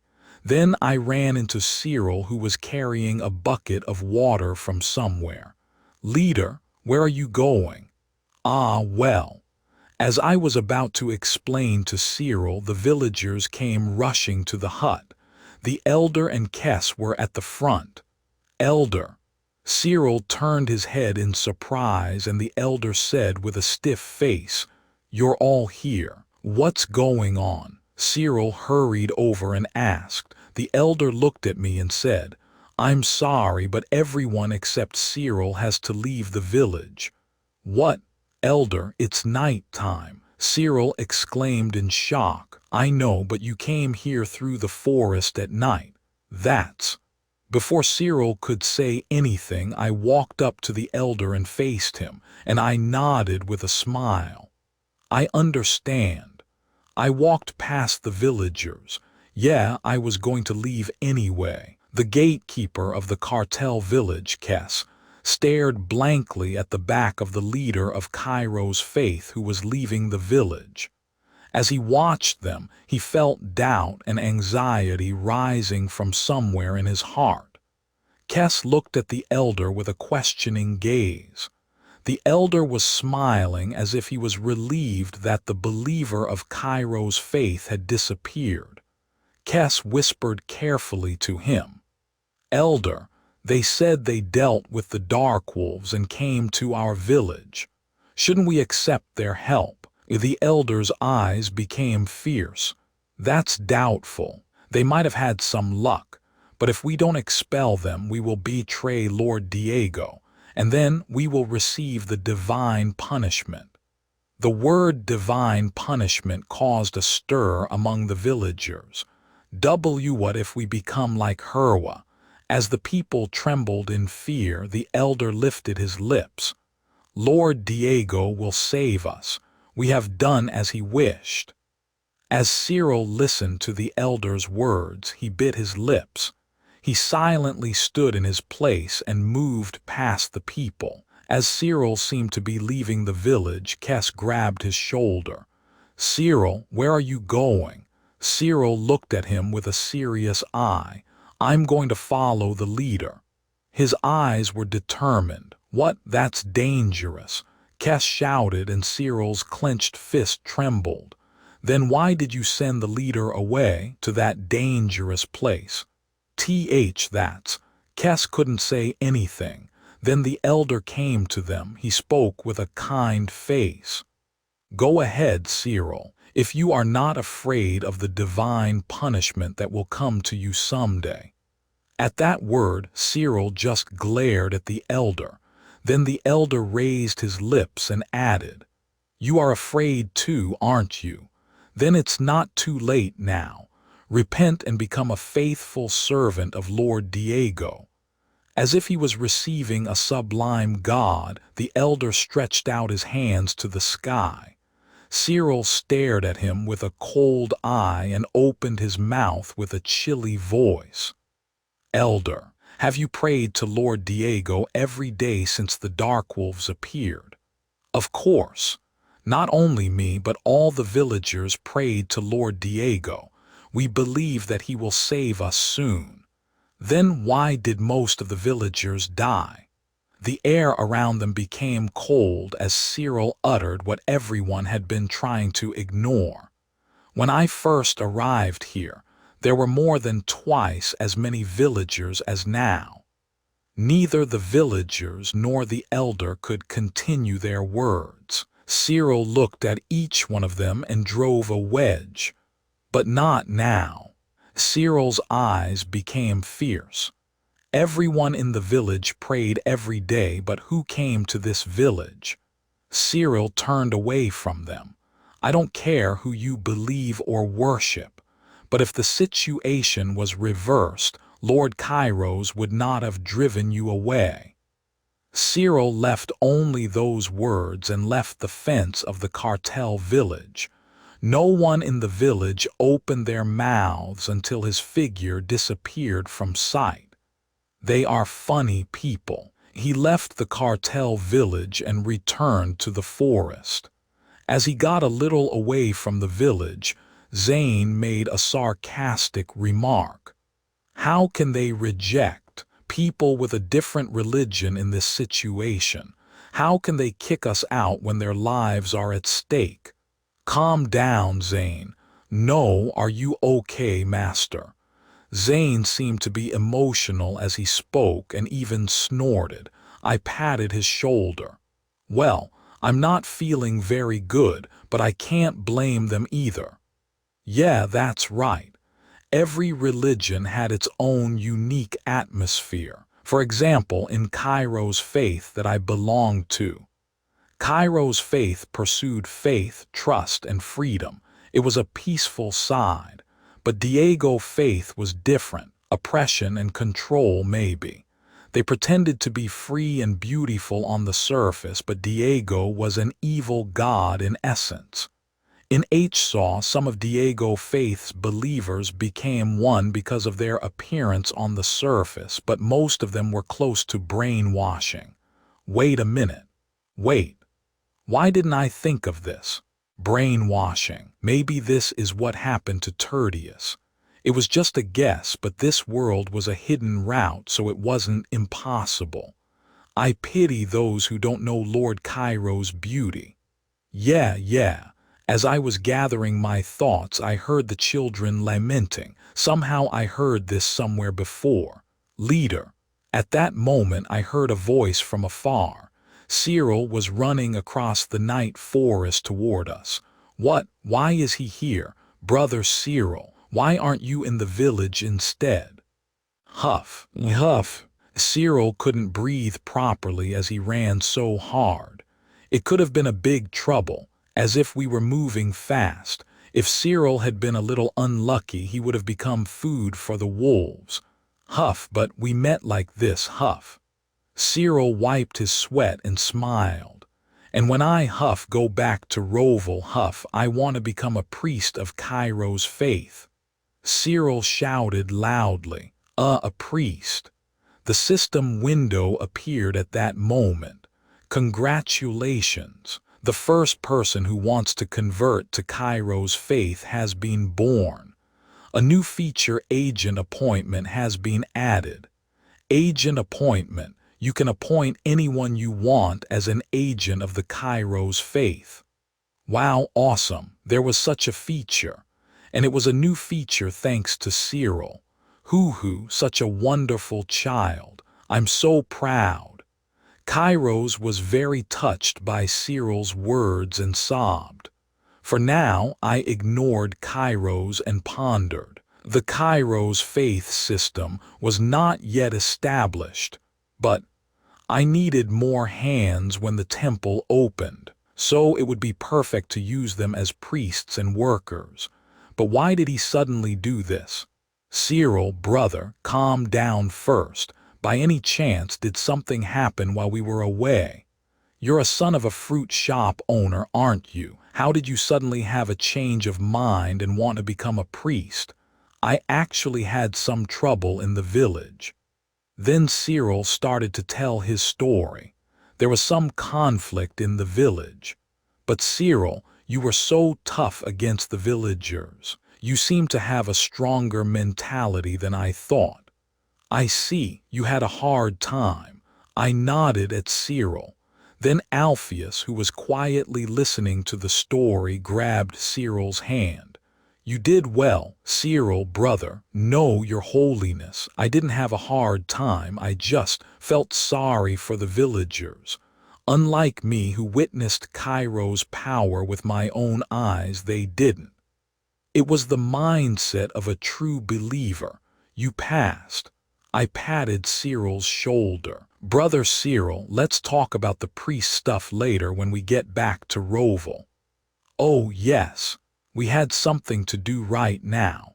From now on, we're going to deal with the Darkwolf leader, so follow me carefully. Our party started moving again with Cyril included. By the way, there was something that bothered me in Cyril's story. The divine punishment that shook the villagers. Did Diego Faith send divine punishment to people? There was nothing like that in H-Saw. This must be because of the hidden route. I'll have to check it out later. The important thing right now was the Darkwolf leader. Let's move quickly.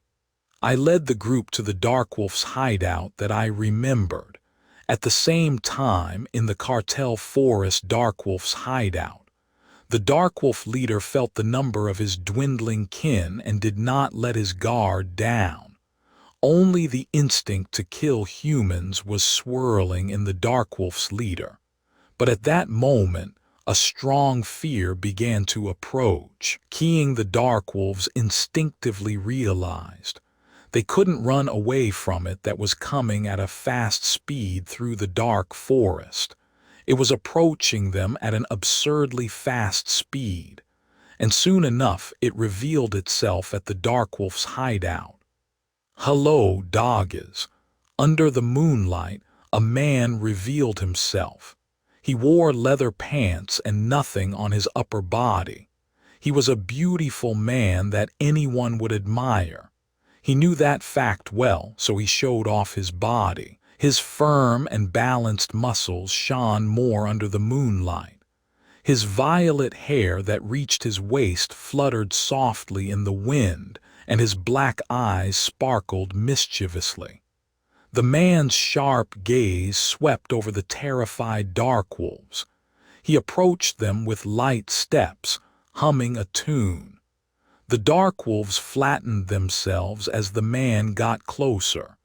It was the overwhelming difference in power and fear that he radiated that made it possible.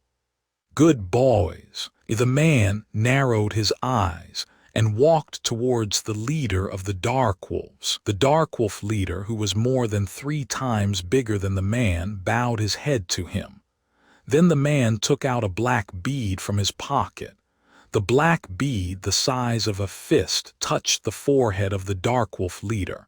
As the man muttered something softly, the black bead embedded itself into the dark wolf leader's forehead. "That's right, good boy." The man smiled brightly and stroked the dark wolf leader. Then he gave a small command. "Go." At his words, the dark wolves moved at once. As they sped off to somewhere in the forest, only the man was left in the hideout. The man lifted his lips, imagining the fun situation that would soon happen. Cartel Village. Gatekeeper Kess couldn't sleep even though it was close to dawn. In his head, he recalled the story he had heard from Cyril a while ago. "I saw Kairos power myself in Roval. He saved many people who were locked up in the underground prison. And he and his high priest and paladin dealt with the rift that appeared in Roval. Thanks to them, no one was hurt or killed. That wasn't all. According to Cyril, it was all thanks to Cyril's prayers that the leader of Kairos' faith came to this village. Some of the villagers, including the elder, said it was all a coincidence, but Kess thought differently. How could it be a coincidence that someone who could deal with the dark wolves came to this village? And that, too, the leader of a religion himself. He shouldn't have thought this way, but it was too contrasting. Everyone in the village prayed to Lord Diego, but nothing came back. But Kairos' faith was different. No matter how omnipotent a god is, if he is not by your side when you need him. In the end, Kess decided to see for himself with his own eyes. Kess finished packing his belongings and left the house. The village was quiet in the early dawn. It was like the eye of a storm, silent. Kess walked along the peaceful street. Then he found a figure sitting under the sunstone. "Kess, where are you going at this hour?" Under the sunstone, his gray hair shone faintly. "Elder." Kess, who did not expect to meet him, clenched his fists nervously. "Where are you going out so late?" The elder scanned Kess with a serious eye, and Kess answered firmly, "I have to see it for myself. The power of the Kairos faith." "Are you saying you will betray Lord Diego?" "Betrayal. If that's how you feel, elder, then maybe it is. But I want a God who cares for us rather than a God who ignores us in danger." The elder had no answer to Kess' words. The elder closed his eyes deeply once and opened them again. "I see. If that's what you want, go ahead. You will have to bear the regret as well." "Thank you, elder." Kess bowed to the elder and moved his feet. He had probably lost a lot of distance from the people of the Kairos faith by now, but Kess was not afraid. Maybe it's dangerous. He might lose his life, but it was better to try something than being trapped here and waiting to die. A small spark of hope lit up inside Kess. Kess headed for the gate he always guarded. As he was about to open the door, he felt a gaze staring at him. He broke out in a cold sweat for some reason. Kess cautiously lifted his head. Then he saw yellow eyes. Kess couldn't even breathe. The yellow eyes staring at him were not just one pair. Yellow eyes surrounded the entire village. Kess unknowingly backed away. "It's okay. There's the sunstone." They were beings that couldn't even enter the village as long as there was a sunstone, so it should be fine. But then the dark wolves moved. 2 dark wolves that had been glaring at Kess split to either side, and something appeared between them. It was a giant dark wolf that he had never seen near the village before. Dark wolf leader. The dark wolf leader slowly approached and stopped in front of the fence. Kess, who had been backing away gradually, fell over without realizing it. It's okay, it'll be okay. Although the dark wolf leader had a black bead on his forehead unlike the other dark wolves, Kess comforted himself that it would be okay. Grrr, but when the dark wolf leader lowly growled, Kess felt an indescribable fear. Soon after, something began to emerge from the black bead on the dark wolf leader's forehead. It was black mist. The black mist moved like a living thing and entered the village. Eek! Kess closed his eyes in fear that it would catch him, but the black mist was heading for the center of the village. The black mist didn't attack him, Kess realized, and quickly opened his eyes to check where it was heading. The black mist touched the sunstone. What is that? Below it was an elder who was no less surprised than Kess. Neither Kess nor the elder realized what the black mist was doing. And then, crack, the sunstone began to crack. The dark wolf's hideout was a small clearing near the only cave in the cartel forest. He arrived at the hideout faster than expected, but for some reason he saw nothing. My child, are you sure this is the dark wolf's hideout? Yes, it is. Then why is there nothing? How should I know? Master, are you sure this is it? Could they be in that cave? Alpheus asked softly. I shook my head. No, dark wolves don't live in caves. I'll go look around. Chester got up from his seat. Okay, Chessie, be careful. I patted Chester's shoulder. Then Chester quickly searched around. He checked inside the cave and came back shaking his head. Nothing. This is definitely their hideout, Zane muttered. He added that it was their hideout after seeing the dark wolf's fur and teeth scattered around. Why aren't there any dark wolves? Cyril tilted his head and wondered. That was what I wanted to ask. I came out of the bushes to look around the hideout myself. Then my companions followed me. As they scanned the area, I was lost in thought. They lost so many of their kind and the leader didn't show up. We had killed more than 50 dark wolves. It was practically wiping out most of the dark wolves. So, it was natural for the dark wolf leader to appear. We didn't see the dark wolf leader from the village to the hideout, so he must be here. Did he move in a different direction than us? But the dark wolf leader couldn't think that much. The intelligence of beast-type monsters like dark wolves was not very high. What the hell was going on? You guys, you killed my cute dogs. A strange voice rang out at that moment. Someone was coming toward us from the direction of the cave. It was dark and there was no moonlight, so I couldn't tell who it was. A tall man walked slowly and gradually approached us. And finally, under the moonlight, the man's appearance was revealed. Long purple hair that reached his waist, bare upper body that exposed his muscles, and black eyes that flickered with madness. Why is this guy here? That guy is. I wasn't the only one who recognized him. Zane next to me was also as surprised as I was. My child, I feel a strong snake-like energy from that guy. He's very dangerous, no doubt. I know very well. I had no choice but to know. The guy in front of me was Diego Faith's fifth apostle, Khalid. He didn't appear in the original Cartel Forest quest.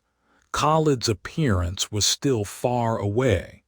And yet, I had to meet him here of all places. Is this also a hidden route and the difficulty has increased?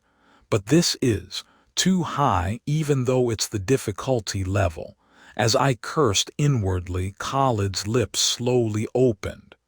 You all seem to know me, but you dare to look me in the eye. Khalid's lips curled up wickedly. Damn it. This guy is a psychopath. What should I do? We'll all die at this rate. It was no different from a final boss's minion appearing in a tutorial area. In Khalid's hand was a blood-red whip that appeared without my knowledge. We have to run, my child. That guy is more dangerous than the one we met last time. The one we met last time that Kairos was talking about must have been Tertius. If Khalid's power is stronger than Tertius now, running is impossible. Chester won't be able to hold him either. At least should I send the kids to the subspace. But Zane, Cyril, and I will lose our lives. Damn it, what should I do? I didn't expect the difficulty to be this high. It was a moment. Khalid, who had been approaching with a whip in his hand, opened his eyes wide. Then the whip in his hand disappeared. In the blink of an eye, Khalid was right in front of my nose. Back off. What are you doing? Alpheus and Chester came to my side to protect me, but Khalid didn't care. Rather, Khalid smiled sweetly and narrowed his eyes. And he looked at me and said, "You're pretty." Oh, right. Should I be thankful or unfortunate for this? Your eyes are nice, and so are your pupils. I like your defiant attitude, too. Khalid clapped his hands and seemed happy. Yeah, I forgot about this. Khalid wasn't an ordinary psycho.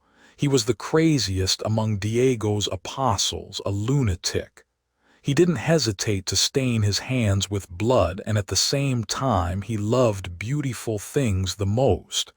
He didn't care if the beautiful being was an enemy or an ally, a woman or a man. He just liked anything beautiful. He was a beauty-crazy guy. It's a pity that my dogs died, but killing you would be much more regrettable. I'll let you go this time. Should I be grateful for this? But I'm only letting you go, the others. Khalid scanned my companions with an evaluative eye. Some of them seem okay, Khalid made a dissatisfied expression. Damn it, we're all going to die at this rate. Even in H-Saw, Tertius struggled against Khalid, and that was in the mid-late part of the original. That means Tertius faced Khalid after he got stronger. Come to think of it, Khalid liked Tertius' beauty in the original as well. No, that's not important right now. I rolled my eyes and glared at him. Sure enough, there was a gold bracelet on Khalid's wrist. That meant his power was slightly reduced from the original. But if Kairos was right, he was still not someone we could beat. The moment we fight, we'll all die here. Damn it.